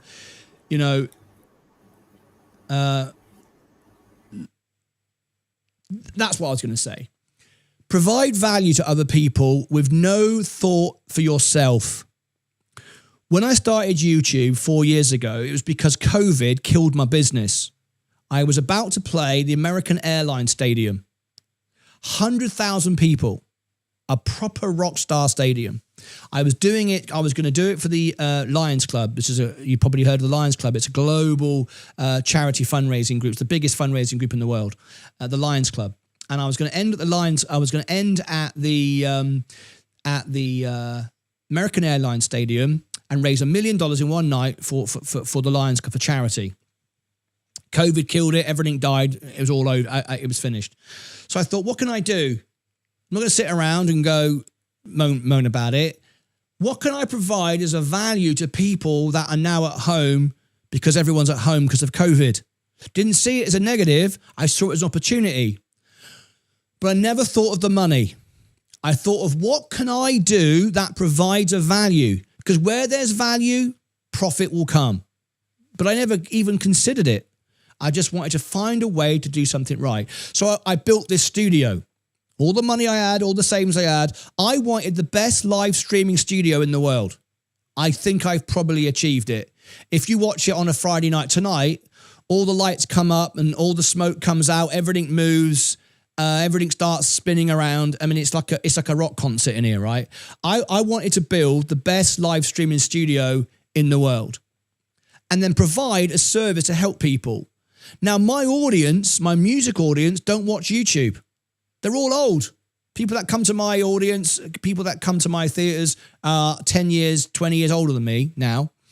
They don't watch YouTube. Some of them do, but most don't. So I had a younger audience, and I thought, bloody hell, if I do my music, no one's gonna care who's Martyn Lucas. Well, didn't he used to be the world piano man? Didn't he used to have a Vegas show? Yeah, he was famous once. Never heard of him. You've never heard of me. No one cares. I thought, I can't build the music channel. No one would. So I had it for years, and it didn't have many subscribers because everyone came to the theatres. You can see on it the early shows, the big theatres. But my audience didn't watch it. So I had 3,000 subscribers. And you can't make any money anyway because it's all copyright mute. When I sing songs, it doesn't make you any money. So there's no point. I thought, that's what I want to do, but no one will care. So I thought, what can I do then? I'm going to help people. Everybody wants to get rich. Everyone's at home now investing on Robinhood. Everyone's buying crypto, but they're all doing it wrong.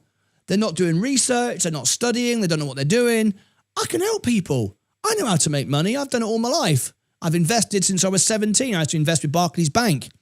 I've been surrounded by millionaires and billionaires all my life. I know how to make money. I know how to be disciplined. I know how to study. And so I'm going to do a show. I'm going to put on an entertainment show trying to help people. And that's what I did. But here's the key, and this is what you can do, and it works every single time. I knew what I could do. I knew what I had was something that nobody else was doing.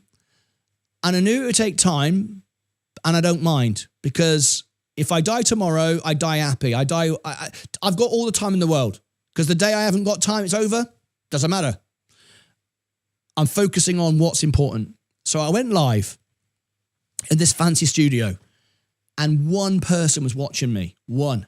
And it went on like that for nearly 18 months. One person, two people, 10, 20 people live. That was it. I earned no money. I wasn't monetized. My YouTube channel hadn't reached the target. Couldn't earn any money. I just sit there all day.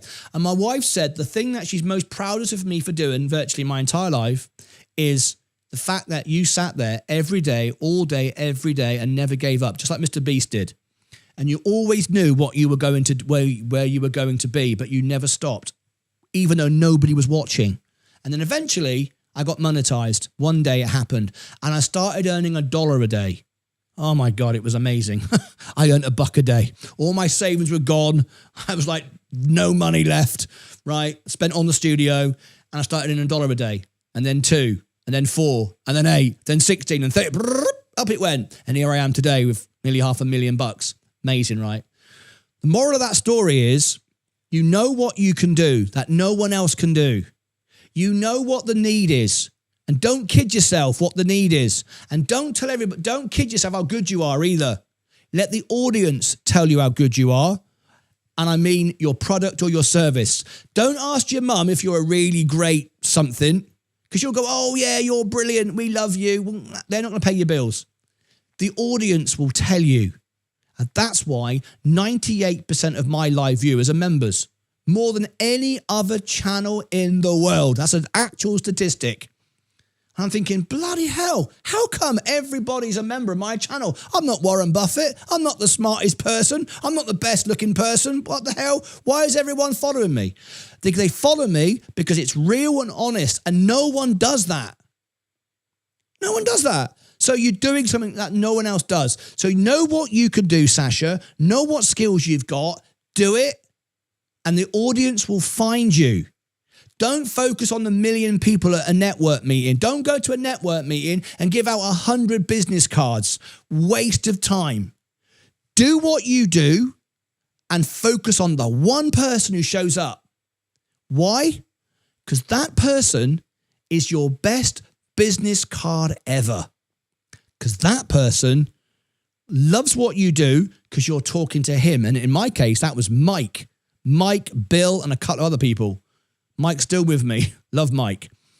And Mike will go out and he'll tell someone else, or he'll watch every day. And even if Mike doesn't know anybody and can't tell anybody, because he's watching, In my case, the YouTube algorithm will go, so this person's watching all day, every day. It will show somebody else like him because YouTube is trying to find another person like Mike.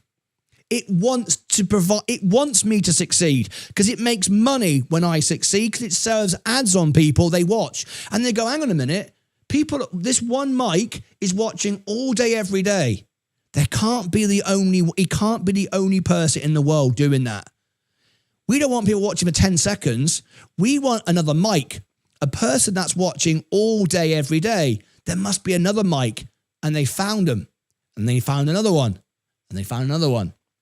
So some of those people have no voice. Some of them do. Some of them can tell people. Now everyone tells everybody on Instagram. And everyone tells everybody on X. I've got more guests that want to call in. If you tell me you're calling in the chat, I'm going to bring you on because I want to show you this. Look, everyone was worried. I said it would be a green day. Remember I said, I don't need to look at the stocks. I know it's going up. People, oh, it's red. It's going down. It's rubbish. I said, I don't need to look at it. It's going green. I know it's going green. I don't need to know. The market is playing games on the inflation report. The inflation report is good. Leave it alone. Look away. It's going up. Let me answer my calls and bring everybody else in. The point of that story was, do what you do. The audience will find you. Whatever it is, whether it's online or in person, if you sell a product or a service, somebody else will tell somebody else how good it is for you. You don't need to sell you. Somebody else will sell you for you. All you've got to do is do it. And the information that I've given today, let me go over to here. I'm going to put you in number 10. I'm going to bring you onto the party screen. I've got everybody on the screen together. Hello, guys. How you doing? Let me just hello, everyone. Let me just move Yassine a little bit. I've put you in the wrong place. Sorry, Sasha. I just need to zoom you out a little bit. There you go. That's better. There you go.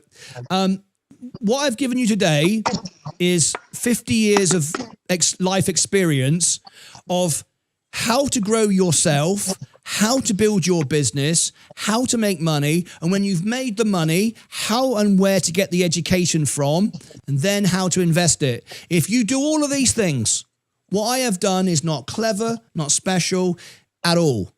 It's just discipline and doing it. Oh, hang on, what's this?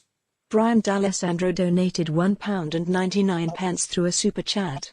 This is fantastic, Martin. I'm 61, so not have time. You do have time, mate. You do have time. I don't give a damn whether you're 61, 71, 81. You can start doing the right things for you today. And the right thing for you is the right thing for everybody else. That will be the right thing for you. Here's a way of putting it. 10 men round a table. There's plenty of food on the table.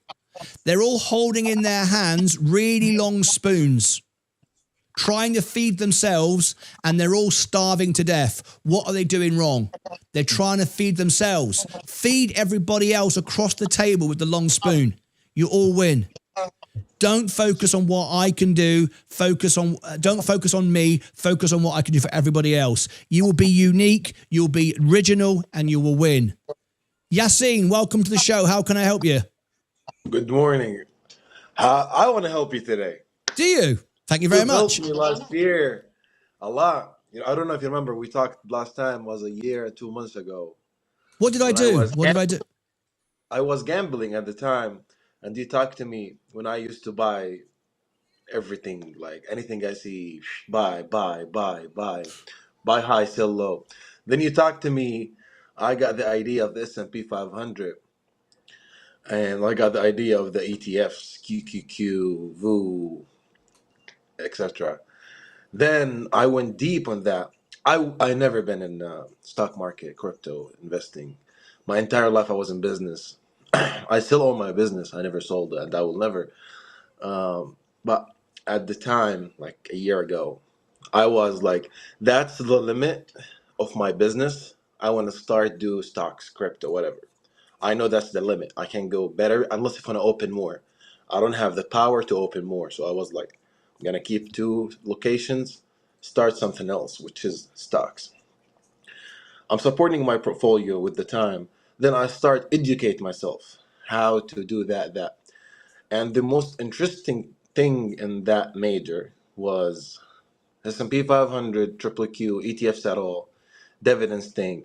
Then I went deep in Bitcoin. And I saw you talking about Bitcoin the last couple days that you should I put 10% in Bitcoin? And today I'm really coming just I want to try to help people with some information about Bitcoin that I never saw anybody talked about it. Only one guy, a good guy from Ireland. I talked to him like 7 months ago, and he gave me very unique information. So I want to share it with you. I don't know if you have time for it. It'll take I like have 7, 8. time. I have time. I'll Okay. make time. So to understand the idea of Bitcoin, we need to understand the idea of money, how it came in the beginning. How did we, as a humans, came from trade things to get value. I give you coffee, you give me sugar, I give you, that was back in the day, thousands of years ago. Then humans start taking anything as money. At the time, there were no countries, nothing was organized like today. Europe is Europe with this country is Africa with this countries. So it was families and religion areas. Till it came with that in a country called Qatar now, or Qatar. I don't know if you know it. I know it. I've been there. Qatar used to deal in money, but it wasn't money, it was glass. So their money at the time, it was glass. I give you glass, like glass. I take coffee, I take flour, I take sugar, I give you glass. Then a very smart guy from UK was dealing in India and stopped by Qatar to get some stuff. And he discovered that, these people are dealing with the glass as money. I have a lot of it. He went to UK and took investors to do that, and they built the ship for him, give him a lot of glass. He went to Qatar. He bought a lot of stuff from Qatar. What happened to when you bring a lot of cash now, what's going to happen to the money? Will drop down in value. Same happened in Qatar. So the people of this area discovered that the idea of having glass as money, it's not valuable anymore because there is no more value of it. There's a lot of it. Then we went to the idea and glass and coffee beans in Yemen and Ethiopia, Somalia, very famous countries in producing coffee. Um they were dealing with coffee beans. So I give Martin 10 coffee beans, he can give me 1 pound of sugar. That was thousands of years ago. Then we went to the idea that all people, with the time, we start having the same thing all around the world, which is gold and silver. But there is benefits for gold. That's rare, hard to get, nice shape, and you can measure the amount that you want from. So to have money, you need four major things. You need something unique, hard to get. The third thing, you need to get something you can get it on sizes. I can't go buy 1 kilo of sugar or 1 pound of sugar from Martin and give him a whole kilo of gold. I need to give him a part of it. So I need something that I can melt it down, take a part of it, and give it value. And this started happening with gold. The entire world at the time, which is the old world, there were no America at the time, there were no Australia, which is Europe, Asia, Africa. They were super happy with the idea of gold. But there is a big disadvantage of gold and silver. It was to protect it. So let's say I'm a businessman back in the day in Yemen. I want to go make a business deal in Turkey. Back in the day, there is no airplane, no wire transfer, there is none of that. So how did we help each other? We take literally that what used to happen in Arabia. I'm Arabian, so I know exactly what used to happen. They used to take a whole group over the camels, cross the desert, south to north, to finish a spices deal and bring all the gold with you that you want to deal. Let's say it's $1 million worth of gold. That's a lot. So if you want to move that gold from Yemen, let's say to Turkey, it will cost you a lot of gold to travel and protect it. I don't know if everybody knows that in Arabia we have families. So this family located in this area, this family located in this area. So they used to deal with each other with something called a softaya, which is with it's checks now. So I used to go to my cousin at Yemen, give him 10 bars of gold, and you're gonna give me a paper with a stamp that yes, I'm in Yemen, received 10 pounds of gold, and you're gonna go to the dealer in Turkey, give him this piece of paper, and this piece of paper guarantee to the other dealer, to the other gold exchanger. It's not exchange, it was non-organized, it was families. So that your cousin at Yemen, I gave him 10 bars of gold worth that much of money, give me my gold. So now the dealer or the businessman saved a lot of money just because he didn't need to spend a lot of money to protect that gold all the way from the south to the north. It's a 7-month travel time across the desert with camels and horses. The people were super happy with the idea of the softaya. It's called softaya, which is a piece of paper, as I said, guaranteed that you put the gold to somebody and you're gonna go cash that paper and take different gold from there with the same amount with a little bit of commission. You cannot even compare that commission to the amount you used to spend and just feed the guys who are gonna protect the gold, the camels and the horses, and so they were super happy with it. With the time in Arabia, they were happy with it. The Europeans, or especially the Jews in Europe, when they came to make a deal in Arabia, business deal, they saw people doing it, and they were like, "Oh my God, they are really smart. Let's take this idea to Europe." At the time, Europe was more organized as countries and governments. So the Jews went like, "Okay, we have a great idea. We're gonna bring the gold. We're gonna take the suftaya, and we're gonna call it whatever they call it something, and we're gonna organize it." And they start making it in Europe, organized by the government, license, etc. And they have the idea of that paper and take the gold. And the people were super happy with the idea. I don't need to carry 10 kilos of gold and go make a business deal from Netherlands to Norway. I have the paper. Everybody knows about it now. And nobody came to this exchanger and took their gold back because all people were satisfied and happy with that piece of paper. I can deal with it, same value, everything. My gold is somewhere safe, nobody can touch it. And here we started to see that nobody's cashing out. So they were like, okay, what about if we make more money and we print more softayas, which is checks, and we give it to the people, loan them, because nobody's cashing out their gold. And if somebody want to cash out, will they all come together cash their gold? No. And we start see the money paper after that, which is a lot of gold. So then we saw America came as a major power. I don't know if everybody will agree with that, but I believe in that. America, the greatest country in the world now, economy, space, science, math, back in the 60s. Then in the 70s or 80s, they break the gold with the dollar thing. And now the dollar is really nothing. It's just trust. We just trust the dollar. There's no value behind it. So with the time, all the government, people, banks, exchangers prove to us that there is no trust in cash. Cash is trash, as everybody knows. You need to have cash enough for expenses every month, save a month or two if anything happened, and that's it. You don't need anything else. Then Bitcoin, when it came back in 2009, it came with do you know what's the white paper? Yeah. Everything you It said came so with the, far, I'm fully aware of. This is good information, because if there was something that I thought was incorrect, I would want to correct my audience. You're following the history of money. Every fact you've given so far, I'm fully aware of this. I've studied this in great detail. It's nice hearing it come from you. So please carry on. Yeah. But yes, I'm very aware of the white paper. I've actually got it in my Mac, as everybody does, by the way. So what did it come with? He said that nobody knows who's made the Bitcoin with the fake name. He said banks or governments help the economy again. Please carry on talking. Keep on talking. So then the idea of Bitcoin came with zero value. Bitcoin at the time, it was $0.00. It was $3.99. You don't need to have anything. You need just to have a laptop, mind it, have Bitcoin. And when Bitcoin is free, there is really no value. Till somebody came and said, let's do the math to know how much we're going to price the Bitcoin.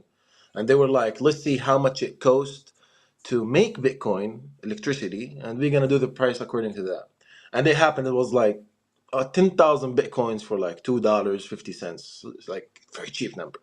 And now we sell Bitcoin, and we need to agree on Bitcoin. Nobody hold it and lost money. I'm not talking about bingy bong, 100,000, sell, buy, sell. You'll lose, like whoever you are. If you don't have $1 trillion in the bank, you'll lose money. And that what happened to me. I lost a lot of money when I was up, down, buy, sell. So Bitcoin, when it came at $0 free. Then it got value somehow. Then people start interested in Bitcoin, but nobody's buying it. Nobody mind it. Until the guy with the pizza, I'm sure a lot of people heard about him, who exchanged 10,000 Bitcoins for 2 pizzas or something like that. And that was the first. A lot of people think it's silly that he made that, but in my own opinion, that was the main transaction happened legally in the Bitcoin world. That was the first thing gave Bitcoin value. So this guy, he lost a lot of money now, but in reality, he made a lot of money for other people because it was the first transaction make money through Bitcoin. If I now have this, will you buy it, Martin? Nothing. That was Bitcoin at the time. It was nothing. Who want to take it? And buy me 2 pizzas. It's money. It's value, right? I can buy food with my money. I can buy a lot of things. Then this transaction came. People start buying Bitcoin. And you will see Bitcoin always wiggle up, down. Reach 30,000, 8, 69, 15, 100. A lot of people believe now there is a crash. Like it will go down to 50 or 40 or 30 maybe. I'm buying Bitcoin now. I'm holding it forever. I'm not going to sell it. In my own opinion, Bitcoin, if it's not going to $0, it's going to crazy numbers. And a lot of people said 100,000, a lot of money. I'm not gonna buy a Bitcoin with $100,000. I'm not saying go all in. Don't go take a loan and your rent money and your kids' money and buy Bitcoin. No, if you want to invest, if you want to do something for the long term, it needs to be with an extra cash that you have in your bank account laying down. If it went to 0, you have no problem. You can figure out your life. You can complete your business. You can feed your kids. You can take care of your family. That's the investing money. You can't go take rent money and go in. Don't go all in on anything. Like you can't go all in Tesla. That's not smart. Apple, whatever is the company, you can't. There is a very nice quote that I read. If you want to invest in something, you need to make sure 100% that you can see it still here after 100 years. So I can't invest in the S&P all in because I'm sure 100 years from now I can see the S&P 500. Unless if something major happened at the time, I'm not going to care about money. When people said, how could I buy Bitcoin when it's nothing? We're going to understand that there is a lot of freedom behind Bitcoin that nobody understands. Now I can transfer $1 billion from my cold wallet to your, not platforms, not Robinhood, not Binance or any of that platform. I'm saying wallet to wallet. I can send $1 billion to anybody I want. Nobody will know. You're going to see wallet number sent to wallet number. And if you're smart enough to hide your IP address, you can do it. Nobody will know. So that's a lot of freedom. And let's say that up and down and sideways in Bitcoin, it's the tax for the freedom. So you have your freedom in money when you protect your own money and you own it, but it will go up and down in value. That's the tax for it, let's say. But if we want to talk about Bitcoin, a lot of people feel I'm funny or I'm playing. But Bitcoin, in my opinion, it's not financial advice, but I believe it's going to 1 million, 2 million, 3 million, 5 million, 10 million each, 15 million each. Why? Because we all know gold will keep going up in value, silver will go up in value all the time, if you try or not. In my opinion, same we have with Bitcoin, Ethereum. And I'm not saying all crypto. I'm not saying go buy Pepe or Dogecoin. No. No. Buy value. So when I buy Bitcoin, I believe Bitcoin is going to that much. Every month I have dollar cost averaging in Bitcoin. I made profit of XRP. I sold it. I bought Bitcoin. I made profit in Solana. I sold it. Buy Bitcoin. Same with the stocks. I put dollar cost averaging in S&P 500. I make some trades on the side for very nice companies and very good companies. I take my profit. I throw it on the S&P 500. Bitcoin is going very high. It's very nice to have between 3% to 7% of your main portfolio in crypto world. You can split it as you like, but mainly it needs to be in Bitcoin. It's a $3 trillion asset. It's not $100,000 asset. It's a 3 trillion with a T. It's not even a B. Nobody in the world got trillions of dollars cash in the bank. Even companies, they don't have trillions cash. They have millions, billions. They have trillions of value. Like why Apple is $3 trillion company? Do you think it really can somebody walk in and say here's $3 trillion check and buy it? Oh, no, nobody can do it. But that's the value of it. Bitcoin will be the gold, the digital gold in the world, and we're gonna see a $12 trillion market cap, which is about 500,000 each, Bitcoin price. So Bitcoin is going high. It's very nice. It's very smart, in my own opinion, too, to have 4 to 5% of your portfolio in Bitcoin. Try it out, Martin, and you will thank me later. Trust me. Well, I appreciate your time sharing all that with me, and very familiar and very aware of that, the history of money story. And you're absolutely right. I've verified and studied all those facts. So yeah, you're right. I think the key, the key to all of this is what was at the very beginning of the story, was humans accepting something as normal. When enough people accept something as normal, I think I said yesterday, it's not about being right. It's just about believing that you're not wrong. And if enough people believe that this is the new gold, the new digital gold, if you want to say that, then like now, people will go out and they'll buy $100,000, or they'll buy the price of $100,000. Of course, they can spend $10. They don't have to spend $100,000. So you don't have to buy one coin at a time. You can buy $1 a Bitcoin if you want to, I think. So no, I can see what you're saying. But obviously, when you said to me, go out and do it, I like I said to Sasha at the beginning of the interview today, was my focus is doing what's best for my audience. And I am nearly at the point now where the show is like virtually going viral. It sort of doubles and doubles and doubles and doubles. We're growing now. So yeah, which is nice. But I've done everything I can to protect the channel, because I don't want to go into the camp of he's another one of those, he's promoting what he believes to make himself enough to make money. And I think now the show is strong enough to support that. Enough people are knowing that I'm doing it for the right reasons, and I perhaps can afford to start buying other things than just the S&P 500. And I could buy some Bitcoin, and I've got, $400,000. I can buy a lot of it. I'm not saying I'm going to do that, but yeah. What would be if you were? I'd be the biggest one here, right? What would you? It's actually good. You got more. You'd have more than me, definitely. But what's your thoughts then on, say, Bitcoin? And we're going to say that's digital gold. So you buy and hold it, like the story you said before. You buy and hold it, like they just didn't sell the gold anymore. They just moved the papers around. Which way would you lean on? Buying digital gold, we'll call that Bitcoin, or something that can be actually used? Because no one's going to tell you, no one's going to disagree. It's a lot cheaper to use XRP, for example, to send money than it is to send Bitcoin. There's a use case there. What's your thoughts on that? Yeah. What's the idea of crypto? Okay, I invest in XRP. I have 2,600 XRPs now left. I have XRP because I know people will buy it. Because listen, crypto world have one ridiculous thing. People here in this world, crypto especially, want to make money overnight. They want to be billionaires overnight. All 16, 17, 18 years old, got $500. They want to invest in XRP and be billionaires. You see these people who said XRP going to $10,000. But no, impossible. It's not even possible. But why XRP will success? Because it's more organized. The government like to see your money. The government wants you to file your taxes. Governments want you to have everything shown. Bitcoin. Just because of time and continuity of the show, I just have to get short answers from you, only because of time. I understand. as you know, I allowed you to talk for like 20 minutes on your story, and I wanted all that. Thank you. I got to give short answers because I want to bring Alex in. I want Sasha to come in. Other people want to call in, and we are massively over time. So I just want to know from you, would you or do you? Obviously, you love Bitcoin. Obviously, I can see that. Would you buy XRP or would you only own Bitcoin? Do you only? I have XRP, I have Bitcoin, I have Ethereum, but I have a plan to sell my XRPs anytime I make money again. I'll sell them.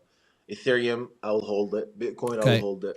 Bitcoin is the original thing. The only thing that I believe is the real meaning of crypto, and it's against the inflation. Nobody can control it. Nobody can get me more. That is true. That is true. But if we're going to quote the white paper, which, by the way, everybody has hidden in their Mac. It's never been answered why that is. But everybody has in their Mac computer, everybody, look at this. Did I have conviction or what? I did not even need to watch. I said it was going to go green. Just give it a few more minutes. I've got no doubt. That's why I'm not even paying attention to my near $500,000. I know where the market is going today. So, in the white paper, Satoshi Nakamoto, whoever that might be, he said that Bitcoin it was not designed to be a thing that we all buy and own and keep. It was supposed to be a form of payment. However, most people have agreed Bitcoin is not the best way for form of payment, too expensive to move it. So there's a contradiction there to what, if you're going to go be a total maximalist, total white paper is the Bible. The white paper says one thing and people don't want to do that. They actually just want to hold it and store it. Whereas other crypto, for example, XRP, I'm just using that. There could be others, but more designed to be used as money. The banks, and I talk to the banks, I've got direct contacts with banks and in White House press room and everything. No one is talking about using Bitcoin for the banks to be used as a form of payment. Not one person has said that. Who uses Bitcoin, Martin? Who uses Bitcoin? Countries, governments, big institutions like BlackRock, billionaires. What do you mean? No. What do you mean they use it? Owning it and using it are two different things. They owning it and so each Bitcoin is like 1 million Satoshi, 10 million Satoshis. You know, the dollar is 100 cents. Bitcoin is 10 million Satoshis. Right. Each. The Satoshi is the major. Right. There is in El Salvador as a country, we have people using Bitcoin as a payment method, and they use the Lightning Network. Yeah, that's very, very small. You said BlackRock. BlackRock are not using Bitcoin. They buy it. They own it. They don't use it. That's correct. But they own it. But in my own opinion, when they use it as collateral to buy and borrow against stuff like that. They don't use it as a form of payment. As an asset, they own it. But El Salvador, as a country, they own it, and at the same time, they pay the people with it. People deal with the Bitcoin inside the country legally to buy it. And Lightning Network, which is a very fast network in Bitcoin, with more fees than XRP. So XRP fixed that problem. But the main thing in Bitcoin, as I said again, Bitcoin, nobody can make more Bitcoin. Even Satoshi himself, if he show up one day. No, that's right. 21 million. He can't make more. But the problem, if he sell his own Bitcoin that is frozen in his wallet since 2011, which is like, if we know who he is, we'd be one of the top 10 in the world because he got billions of dollars in Bitcoin worth in wallet, frozen, never moved one of them. So it's more safe for me. Well, I know who one person says he thinks he is, because he's offered his secretary, his PA has offered to have him on my show. Dr. Craig Wright, who claims himself as Satoshi Nakamoto, his PA offers me all the time for him to come on this show. And I've never had him on the show for lots of reasons. I won't go into that detail right now, but he thinks, you've probably heard of Dr. Craig Wright. He's the guy who says he is Satoshi Nakamoto. And there's this big debate and argument and people laugh and joke about it and all the rest of it. I don't believe Satoshi is one person though. You don't? They are a group of people under Satoshi. All right. Let me go to, I see Sasha wants to comment, and Alex. Good morning, Alex. Thank you for being so patient. Great information there from our guest there. I really loved what Yassine was saying. Where are you calling in from, by the way, Yassine? I'm Jordanian, but I live in Ohio, Columbus. Jordanian. Have you ever seen on the show, you may have not, but I sang Nessun Dorma Pavarotti in the desert of Jordan, right outside Petra. Oh, I never saw the video, but I have some familiar with the location. Petra, Wadi Rum. Yeah, I know. Wadi Rum, love it. Love Yeah. Jordan. Yes, there's only one Thank you. place in the world you can stand on the edge of the Red Sea and see 5 countries: Israel, Yeah, Jordan, right. Egypt, Egypt, Saudi, and Saudi Palestine. Arabia, and yeah, it's amazing. It's like 5 countries all in one spot. Anyway, Alex, please stay with us if you wish to do so. I'd like to hear from you more, Alex. So, you've called in today? What are you thinking today? Hello, Martin, Hello, Shasha, Yasin. Let me begin first Hello, of guys. all to say that yesterday it was the first time that we had more people onto the Backstage Live, and we had some really great conversations. Personally, I want to thank every single one of you because I've learned more yesterday than what I've learned on my own. I joined because it's a really great conversation right now, and like all these conversations are like magnet to me. So I wanted to say for Yasin a question that I have, and it's you said before that XRP you don't think that it can reach $10,000, but Bitcoin has reached already $100,000, and you can see it going into 1 million, 2 millions, 5 millions. What makes Bitcoin so special to achieve this? Although nobody knows who's the creator, it doesn't have any foundation, anything. That's the point of it. Because So how nobody can knows I who's trust the it owner. as an investor? Freedom. Because everybody wants to own his own money. Now you leave your money in the bank. I don't. $1,000 or 10,000 or 1,000,000. Emergency thing happen in the country. A bank about to go bankrupt. I dare you to go take your cash out, your money from your bank account. You can't. When you open a bank account, you sign the paper. When you put a big deposit, they let you sign on a paper and go read the terms and conditions that was designed to use the Yeah, last but I'm going to hang on. I'm going to just cut you there because I want you to answer that question. Why can Bitcoin go to 1 million, 2 million, 10 million, 15 million, but yeah, XRP only has a certain level you'll allow it to go up to? Why is that? First, a lot of XRPs comparing to Bitcoin. Bitcoin, we have 20,999,999, about 21 million shares of Bitcoin. XRP is much higher than that. We have like 59 billion till now, and they can make more. And Ripple. Well, no, it's all been mined. It's all done. I mean, it's 100 billion. That's there it. is some Ripple owns some that are not on the market for sale. Yeah. But they can't make any more. So it's exactly like Bitcoin. Yeah, they It's got can't 100 mine billion. more, That's but it. they have more that they can put on the market. When Yes, they put it on can. the market, it will be That's more, no so different than Michael Saylor selling some tomorrow.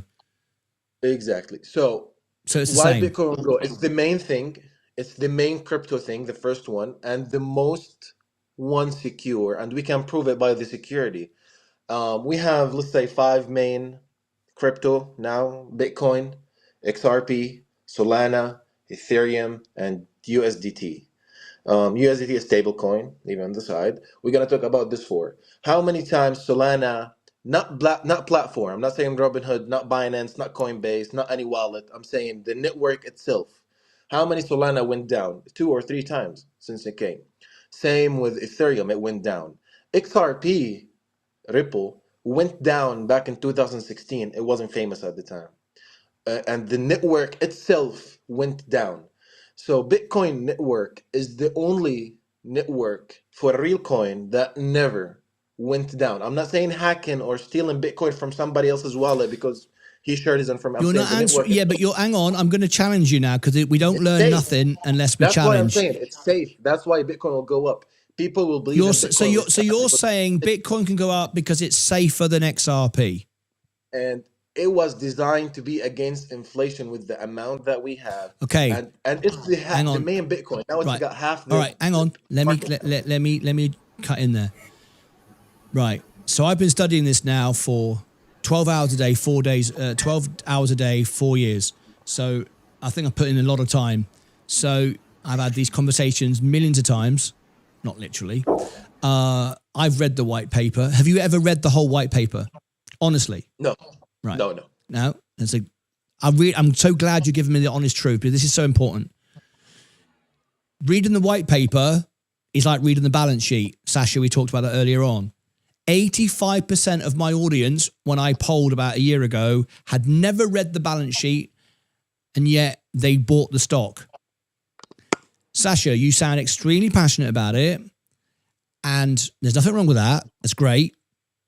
Except, and it's good, and it's so important that you said, yes, no, I haven't read it, because this is absolutely essential.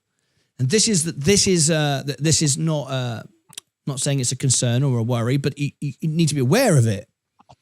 I'm listening to you, and every word you're saying, I'm listening to, and I can hear the headlines, the punchlines, the phrases that you're using that have been repeated by all the maximalists, like Michael Saylor, the headlines. And I see this a lot in Bitcoin. You get this a lot where I bet I'm not even going to, in fact, I will ask you, but I know the answer because I've done this and it's really bloody complicated. Have you ever tried to actually mine Bitcoin? And if you did, I don't mean an app that does it for you, but actually read the code and actually how it actually works. You've never done that, right? No. Right. Never. I've tried to do that. So I've read the white paper and I've tried to actually mine it, write the code and everything. It's frigging complicated, and that's fine. I don't have to understand I don't have to be able to build a plane to be able to take a plane ride. I get it, right? But when Alex is saying, well, why can't this go up to $1 million if this can? And I know we can talk about market cap, and it's insane, blah blah blah blah blah, and it can't go to $1 billion because it'd be the market cap of the universe, not just the unicap, the market cap of planet Earth. It would be. I get it. However, you're giving me the answers that we've become conditioned to saying because we all just go along with what everybody else says. But in fact, very few people have actually read the white sheet, the white paper. Hardly anyone actually understands what the code is. Not that you have to know, but you should be aware that you don't know. Because we all get on planes and take plane rides, and no one knows how to fly the plane, and no one knows how the plane works, but we still go on a plane ride. Why that's important and why I'm saying this to you is, like the gold, we got to believe that was the answer. It might not have been, and it probably isn't the magic answer. There is no magic answer, but enough people believe it makes it the answer. So there was once upon a time where the whole world, apart from a handful of scientists like Leonardo da Vinci, it wasn't just a painter, he was a scientist too, most people thought at that time the world was flat. And they believed it, and they would go to their grave believing it, right? Even though we now know it's not, and there's still people now say there is, but we got it, right? So life is about convincing enough people something is right. It doesn't matter if it's right or wrong. If we all believe it, it becomes true to us. Sure. That is why in your part of the world, majority of people will be Hindu, Muslim, Sikh, whatever, because that's the religion that's predominantly in that area. In America, more people will be Catholic. Sorry, I beg your pardon. Well, yeah, Catholic and Christian. Does that mean they're right or they're wrong? No, it's their culture and it's what they've been grown up with. Doing for thousands of years, exactly. Right, and that's conditioning. That's how we are. And we're not going to get into the whole religion argument. That's not what this channel is. But you get the point of where we are is what we learn, and what we learn is what we believe to be true. And that's it.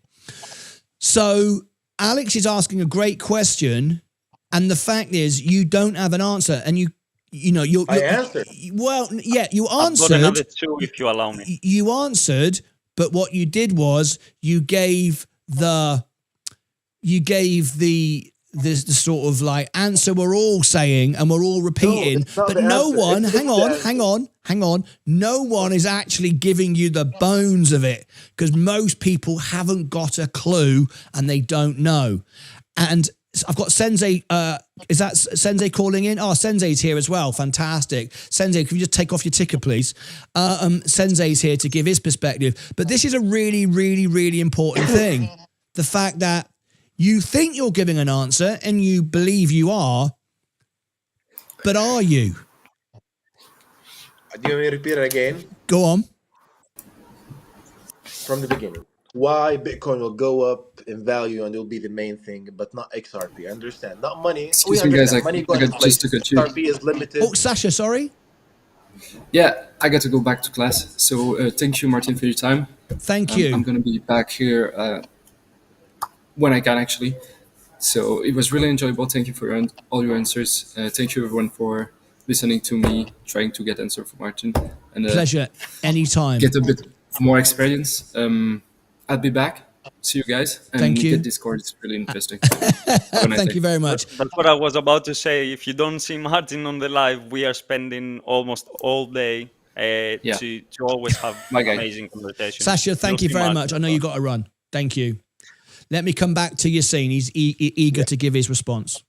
First, we see, as I said, the most safe and freedom one in crypto world is Bitcoin. The only network that's number one. Number two, the only network that never went down, the network itself, is Bitcoin. Third thing, the first thing came, and the only one that nobody can control it is Bitcoin. So Ethereum, we know the owner.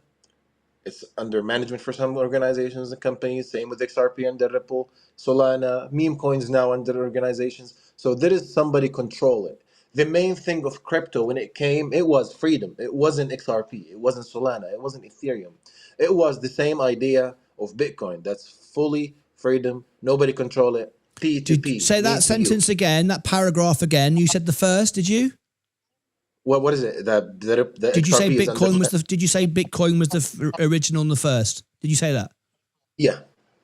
The main Bitcoin, no, the main cryptocurrency came to the world with the P2P.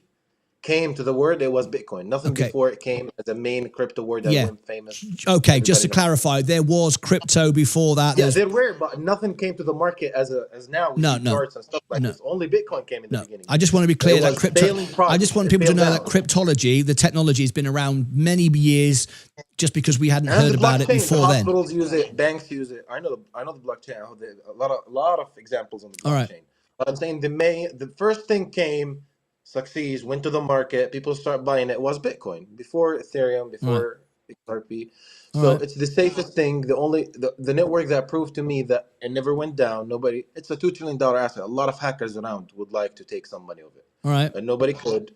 And at the same time, it's XRP and Bitcoin is limited both, but Bitcoin have higher potential to go up. Why VU will go up in value, not cyber? Because that's a major in cybersecurity. That's VU. It's 500 companies, always different companies, the best companies in America, 500 companies. It will go up in value. So I see Bitcoin as the main thing for freedom to own my own money more than XRP, because XRP is controlled by. Did you ever try to send money through Bitcoin or XRP? Yes. Wallet to wallet. When you send Bitcoin, you just can't send it. XRP, for example, you have a claim number, and that will be transaction with Ripple. They can see it. Ripple, they can see it. They can know. I don't have a problem with that. As a wallet. Can you send Bitcoin? I don't have a problem with anyone seeing my transaction. No, Ripple, it's under company. Company, they have their own server. Okay. I'm just going to come to Sensei. Thank you for that. Sensei, good to have you on the show. Welcome, mate. How are you today? I'm doing well. Thanks for having me on. I saw we're having an interesting debate. I literally just tuned in, and I'd love to see what's going on. Yeah, it's been great. I've just got some audio coming from you from somewhere else, or there we go. So what do you think about what Yassine is saying? Would you describe Yassine as a Bitcoin maximalist? I think Yassine would describe himself as probably a Bitcoin maximalist. Would you not? I invest a lot of stuff, not only Bitcoin. I have S&P 500, I have Q, I have No, XRP. I mean in the crypto space. Yeah.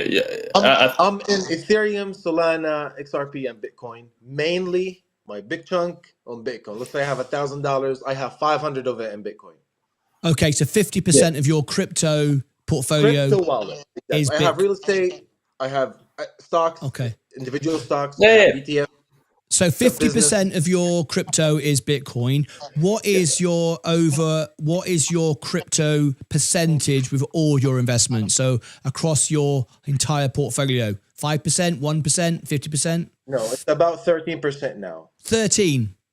I have 50% in my own business. It's mobile stores. Yeah. I have 3 locations. I have 2 apartments in my country, rental. I have Congratulations, man. I have 20% in stocks and about 11-12% in crypto. It depends on my business if it go up in value. Okay. Not exact numbers, but in total between 10 what to stops you 30%. because you say $1 million, $2 million, $100 million, what stops you just putting everything in Bitcoin then? I can't. That's stupid. That would be my question. Why would it be stupid if you believe it? Because I have my own business that bring me a lot of money every month, and I support that stuff on the side from my own income. My main wealth manager is my income. I get that. But I can tell you publicly on my show, if I knew Bitcoin was going to go to $1 million, I would sell my S&P and buy it all today. No, but there is a chance. There is a chance to crash it. There is nothing guaranteed, Lucas. Even real estate, even gold. There is nothing guaranteed. I agree. Nothing is guaranteed. Now, I own that. Some people say real estate is the safest way to invest. Now, one earthquake, I lost my money. I have no insurance on my properties back in Jordan. I lost all my money. Earthquake, I can control it. You can control it. Nobody. Same with the S&P 500. Now, America went to World War III, and somehow, God bless America, but somehow America disappeared. You're gonna see the S&P 500 destroy. A lot of retirement people will get cooked. A lot of money will go away. Same with Bitcoin. You might have an electricity crash. Einstein, a smart man, said if World War III started, we're gonna have World War IV, but it will be with knives and rocks because we're gonna destroy each other. So I'm a good businessman. I'm 26 years old. I think I'm good in what I'm doing. I own a business. I have investments. So I know how to manage my risks. I love Bitcoin. I love stocks. I love stocks too. I love S&P 500, but I need to talk about it. You're the boss in it. So I have S&P. I have QQQ. I take some risk in the QQQ ETF. I have Bitcoin. I have some Ethereum. I have physical gold, not much. I have like 10 grams. Some silver, like 2 bars, $2,000 worth of it. I have real estate. I support my business. At the same time, I enjoy life. I want to buy a car. I want to buy clothes. So I manage my risk. I know how to figure out. And I put money every month here, every week, every 2 weeks. Brilliant. I love it. Thank you for that. Alex, you got any thoughts? There's so many questions right now, and I love this conversation, honestly. I don't want Yasin to feel that I'm against him. I'm just putting some questions so we can both, let's say, level up our knowledge, right? And I used it yesterday on the conversations. When you buy a house or you get into the real estate and stuff, you're never gonna go buy on a land that the ground is soft because you can't build. And I know that for sure because we are building a house, and this is how I know about a few things. You will go into locations that the earthquake, you're gonna minimize the risk of an earthquake to destroy your house because you don't want to lose your money. It's the same thing with the investment. And I had loads of conversations in my life, and they never supported that me going all in on Nvidia. If you believe that a company has a great future, you will go on all in. Now on Bitcoin, when you said, well, you wouldn't go buy a company that is basically bad management, always losing money into there every year or anything like that. So you do a research and you get as much as close to 100% informations about where you put your money, because you work them with your own time, hard and everything, right? Yeah. Now, with the Bitcoin back, you said that you have Solana, you have Bitcoin, you have everything. I guarantee you, because I study a lot about psychology and I know how to read people. If you truly believed 100% that Bitcoin can reach into 5 million or 1 million or 3 million, you wouldn't see any reason at all to go and invest into cryptos or companies that they won't go into that stage that Bitcoin is. Do you need an answer? Now, sorry? Do you want me to answer this first? Yes. Okay. Who's the most thing I should trust? It's my own business, right? I trust myself. That's how it should be. I can now go open a forest location for myself, but I never did. Why? Because, as I said, that's me. I don't go all in anything. I have enough cash now to open a store, but I don't believe it's the right time. I didn't find the good location to it, and I don't like. I need to manage my cash flow. I can't go all in everything. I have I have dividend stocks, which is the JEPQ Chase, because I like that. That's me. I believe in Bitcoin. I believe in the S&P 500 too. I believe in real estate. I believe in my own business. But I don't go all in, even if my own business that make money and profitable, and I make profit of it every month. Like in 5 years, I had 2 months loses money. It wasn't much, but usually I'm making money and a good percentage. And I didn't open a force store. I don't believe in myself. I do believe in myself, but again, I like to risk manage my money. I don't want to lose it. I keep it. I came from nothing. I came to this country 4 years ago with $2,000 in my pocket. Now I'm riding $100,000 car. So I built something. I'm really careful, more than when anybody think. I never went all in anything. Even when I was gambling in the stock, I was playing with only $5,000, knowing that I have thousands more than that in my bank account, but I never touched it because I don't want to do it. I keep it for opportunities. I found an apartment the other day that I bought. It was a second property like 7 months ago. It was half the price. I bought it. I keep cash for my cash flow. Oh, We I lost think, audience. Wait, we lost audience. I We lost think audio. we've lost him. yeah. Yeah, he just what a perfect time to freeze. Absolutely There you go. perfect. It couldn't have been better, could it? Really? Yeah, I think I bet his battery's gone on his phone. I bet that's what that's what happened to me and Sensei last night. I was having a good call on the phone, just like that. And it's just when your phone goes. I bet you any money. Well, we're gonna have to wrap this up anyway because, look, I can tell you, I understand about having a balanced portfolio. Just going to end the call so we don't keep him on the screen like that. There we go. I'm going to tell you that I'm 100% committed to me, this show, investing in Sensei, investing in Vaz, what I am doing. I am 100% in my S&P 500. That doesn't mean to say, oh, there, we got you back now. Good stuff. We lost you. Work, right? Was it your battery waiting in your phone or something? I lost network. Where did we get started? Yes, we just lost you. Don't worry. It was a perfect way to end because we got your thumbs up on the screen. You were like that, paused like that. It was brilliant. But we're glad to have you back. We are running out of time. I'm way over time. I'm like 2 hours over time. Quickly say something before you end, Martyn. Please do. Yeah. I love, is it Yassine? Yassine, yeah.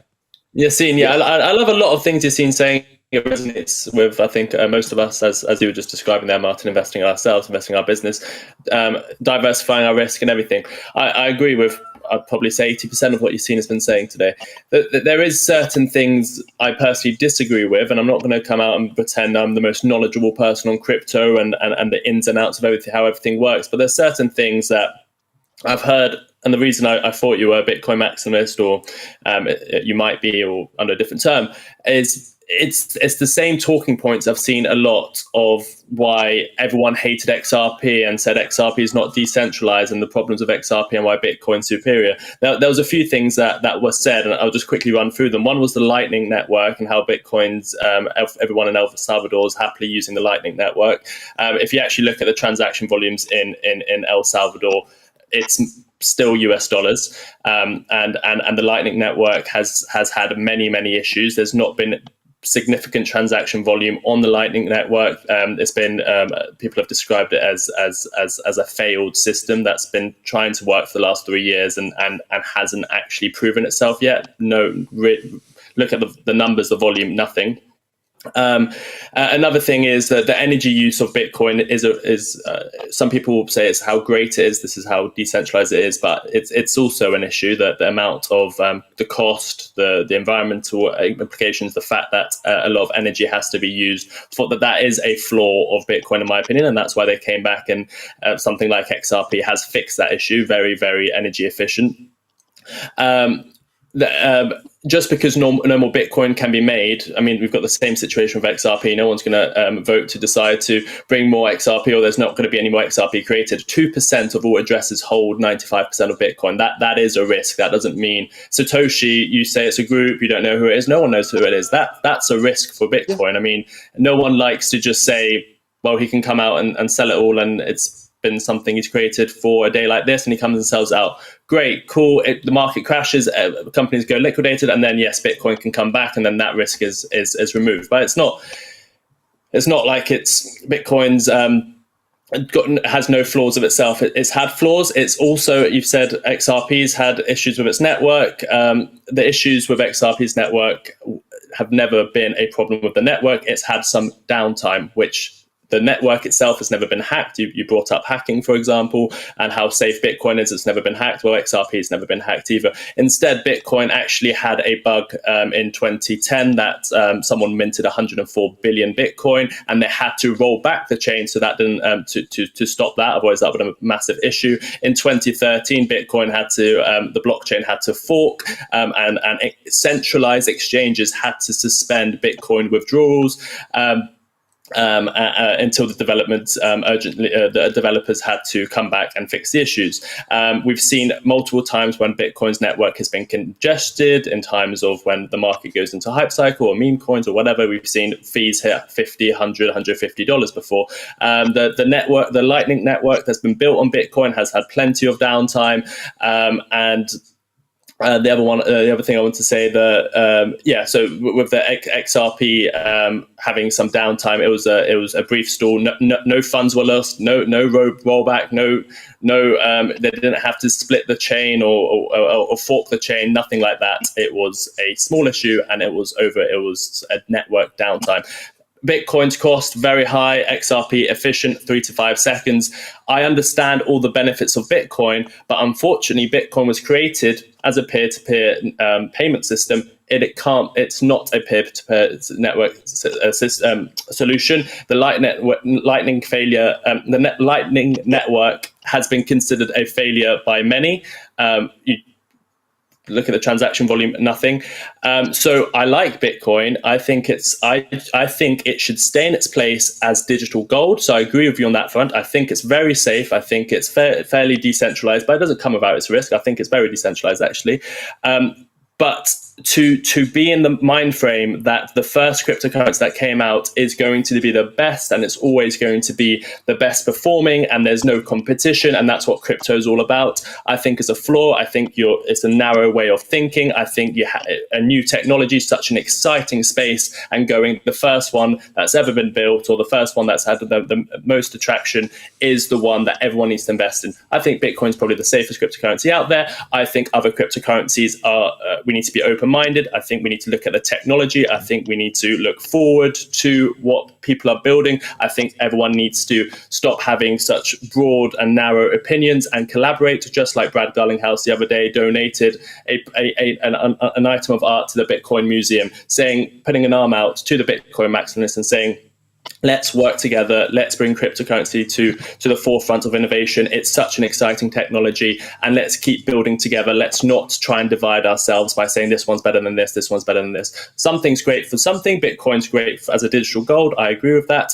It's got its flaws. XRP might have its flaws, but XRP's technologies, in my opinion, really, really interesting, and it can revolutionize the banking industry, the peer-to-peer and network industry as well. So I love looking at new technologies, and Ripple is using XRP. Remember, you sort of brought up the fact that Ripple controls the supply.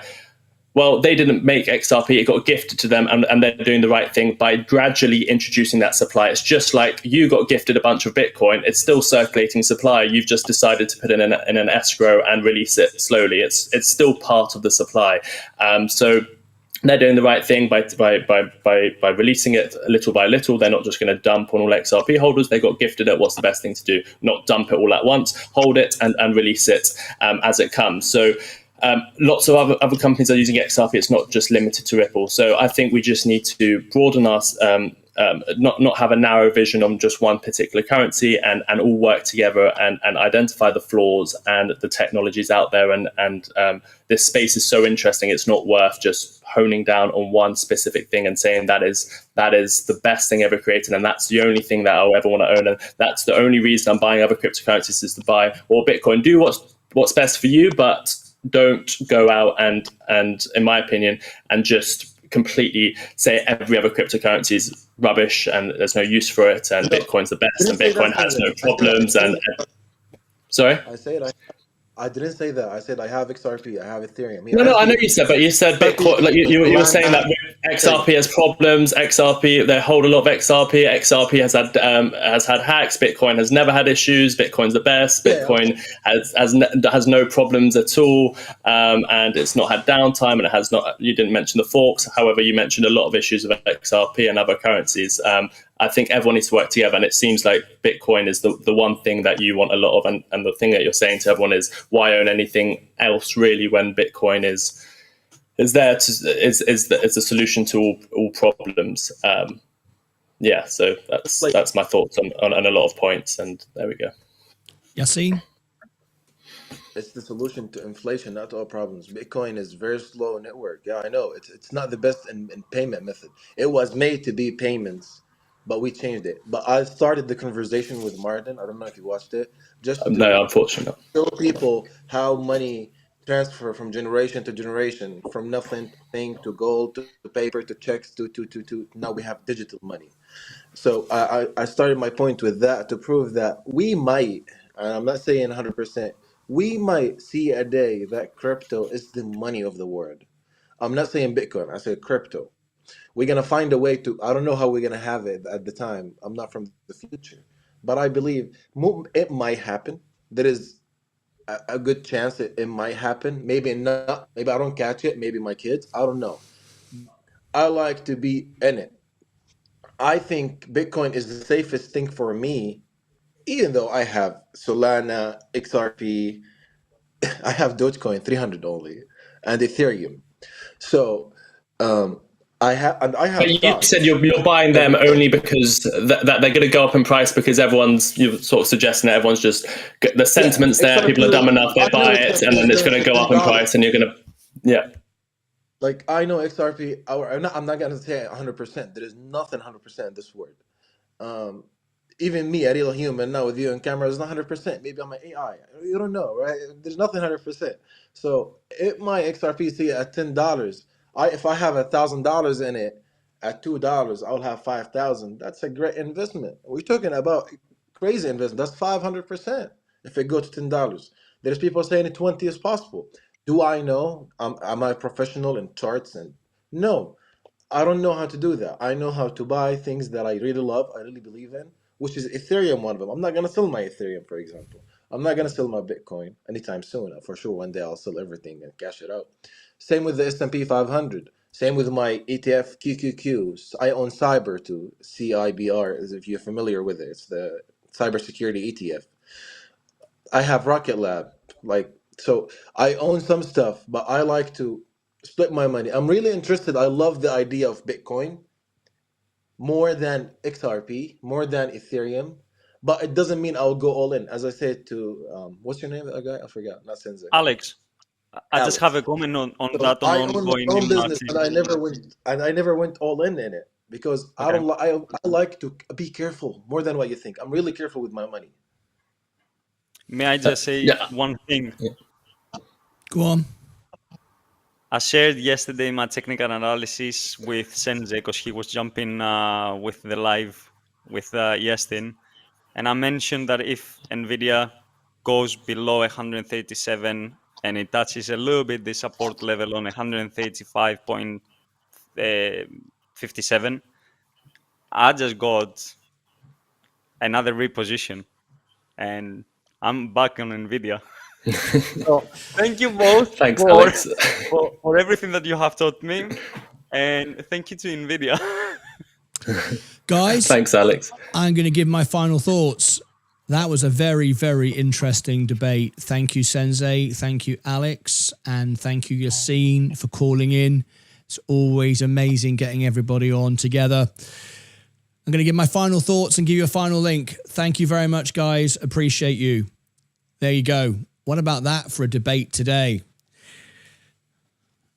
Before I give you my final thoughts, I'm going to give you a couple of links you'll need. In the chat, you will see pinned to the top. We're going to keep the debate going. I hope you're seeing Sensei, Alex, and everybody watching joined us as we replay this morning's show. But the chat is live on the extra channel. The link is the top. It'll automatically take you there. Before I give you my final thoughts on what I've just said, I'm going to give you a couple of links. There's my X. There's my Instagram. There's if you'd like to become a member. If you'd like to get our training course, you heard Sasha mentioned it. We give it to you for free. One video a week explaining everything you need to know, plus one-on-one support with me, Sensei, in Discord. You heard him mention it. The Discord Premium is $2.99. Yes, we charge for Discord Premium. It's the cheapest, most inexpensive Discord you've ever seen on Discord. We do it that way because I make money from investing. I can afford to give it to people. That's why we do it. And we have to charge something to keep the bots and the trolls out. But we give you the training course for free. If you like Sensei's newsletter every day, show notes from the show, I've been reading from it today. There is the Discord, there is the newsletter. Click on that. I recommend you go to the annual and try a 7-day free trial. That's the only way you can try a 7-day free trial. If you don't like it, you can unsubscribe. I can tell you, nobody will unsubscribe. You will love it. I'm sure it'll help you win. Later on today, I'll be back with a special talking about this entire subject in detail of the human instincts that we all have. But I'm now going to give you my final thoughts on what you've just heard. What I love about this channel is people will call in, share their thoughts, share their information to the world. It's important because it will live forever on YouTube. We learned today the thoughts of Yassine, how he feels towards crypto and Bitcoin. We heard he's not only in Bitcoin, but he's in other things. But we can tell he's very passionate about Bitcoin specifically. Yes, he told us that he does like to buy other things, but he is very bullish on... Oh, let me just read this. Craig donated £10 through a super chat. Hi Martin, would it be possible if you could do a song dedicated to my Uncle Lawrence who passed away that we buried yesterday, broken heart emoji, or dedicate the concert tonight to his memory?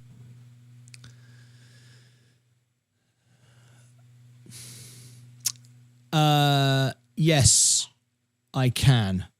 I will do something... I will do something for you. I will do something for you right at the end of this, Craig. I'm terribly sorry to hear of your loss, and I will end the show on this. I will.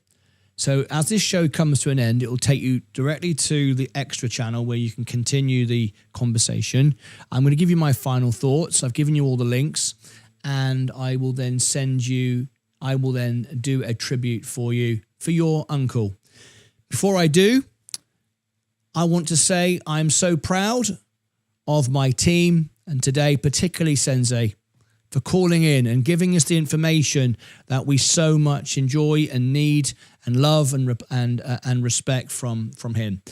I've been contacted by must be hundreds now of YouTube creators that said they want to be on my show, be a Sensei, be my chart man, be my crypto man. And you can see why I continue to be with Sensei. He's been with me from the beginning, and I can't think of anyone better. The information that you just heard from Sensei was absolutely fantastic. very well balanced, and it's important that we get this balance. I think everyone can agree that Sensei provided some great arguments there and opinions and thoughts with Yassine. Yassine is also right, of course. He likes Bitcoin, but like all human beings, we do kind of like follow the leader a little bit. And it's why I wasn't surprised that he hadn't read the white paper. No criticism to that. You don't have to know how a plane works before you get on one. But nevertheless, he hasn't read it. But yet he was quoting from it. He hasn't actually done any mining, so he doesn't actually know how it works. And again, you don't have to know it. You don't have to understand it. But we were able to have a very healthy conversation this morning. I think you learned a lot from what he had to offer. You also learned a lot from what Sensei had to offer. And I think together you can make an informed decision for yourself. I appreciate these live chats. I'll always be here to provide this forum and platform for that. But now something more important. We're going to end now with our final tribute. I'm just going to check this works. Just going to make sure that this does work. Just bear with me a second.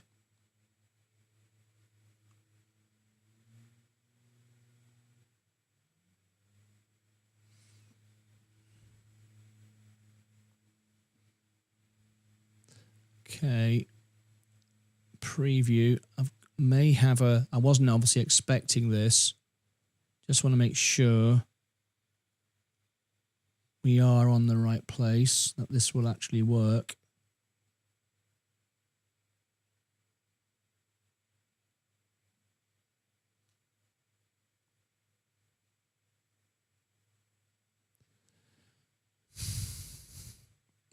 Not 100% certain that this is going to work the way I want it to. So I'm going to come back to here.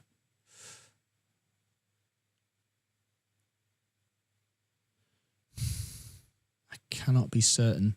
Let me just test this a second.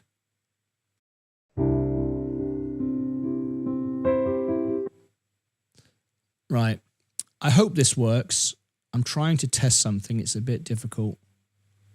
It doesn't allow me to test like this. Yes, it does work. So a few seconds ago, we had one of our dear members who's been a member of our channel for a year say, "Hi, Martyn.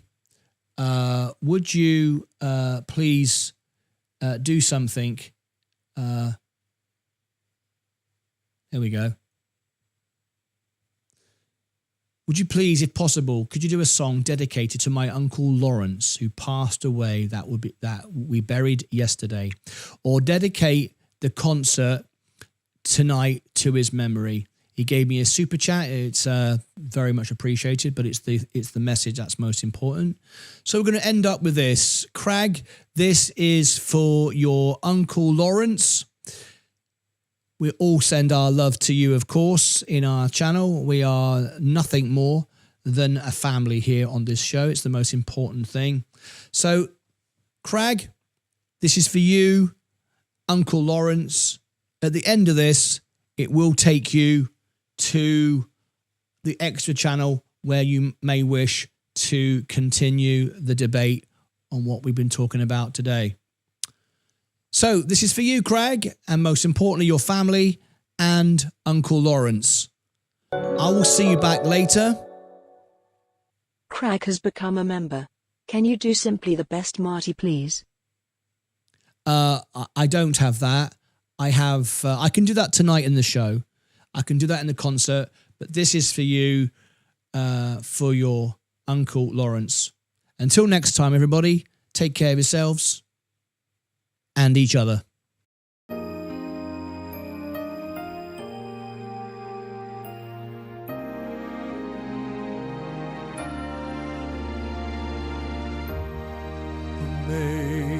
Amazing grace, how sweet the sound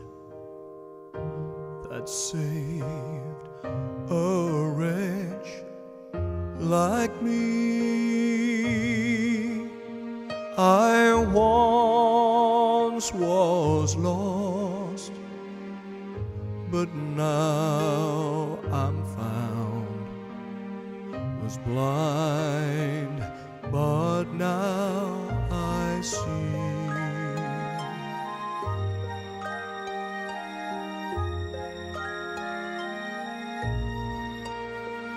'Twas grace that taught my heart to fear, and grace my fears relieved.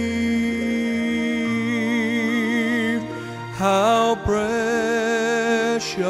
did that grace appear, the hour I first believed.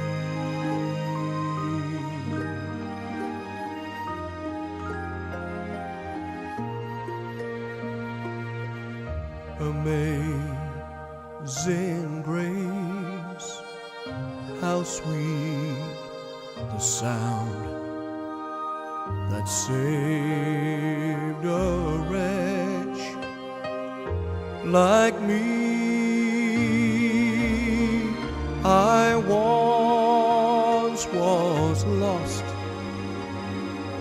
but now I'm found. Was blind, but now I see.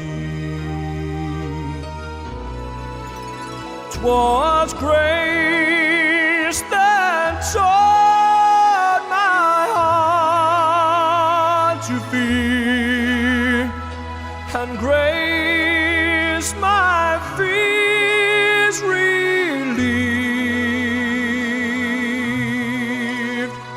How precious did that grace appear, the hour I first believed. Amazing grace, how sweet the sound that saved a wretch like me.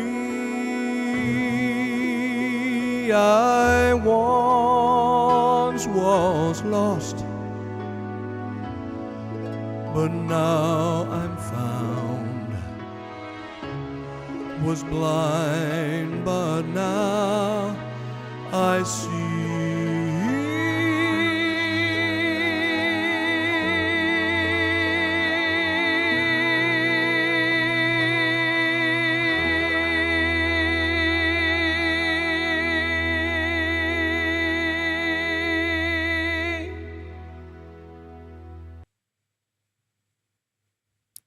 Love to all the Lucasades.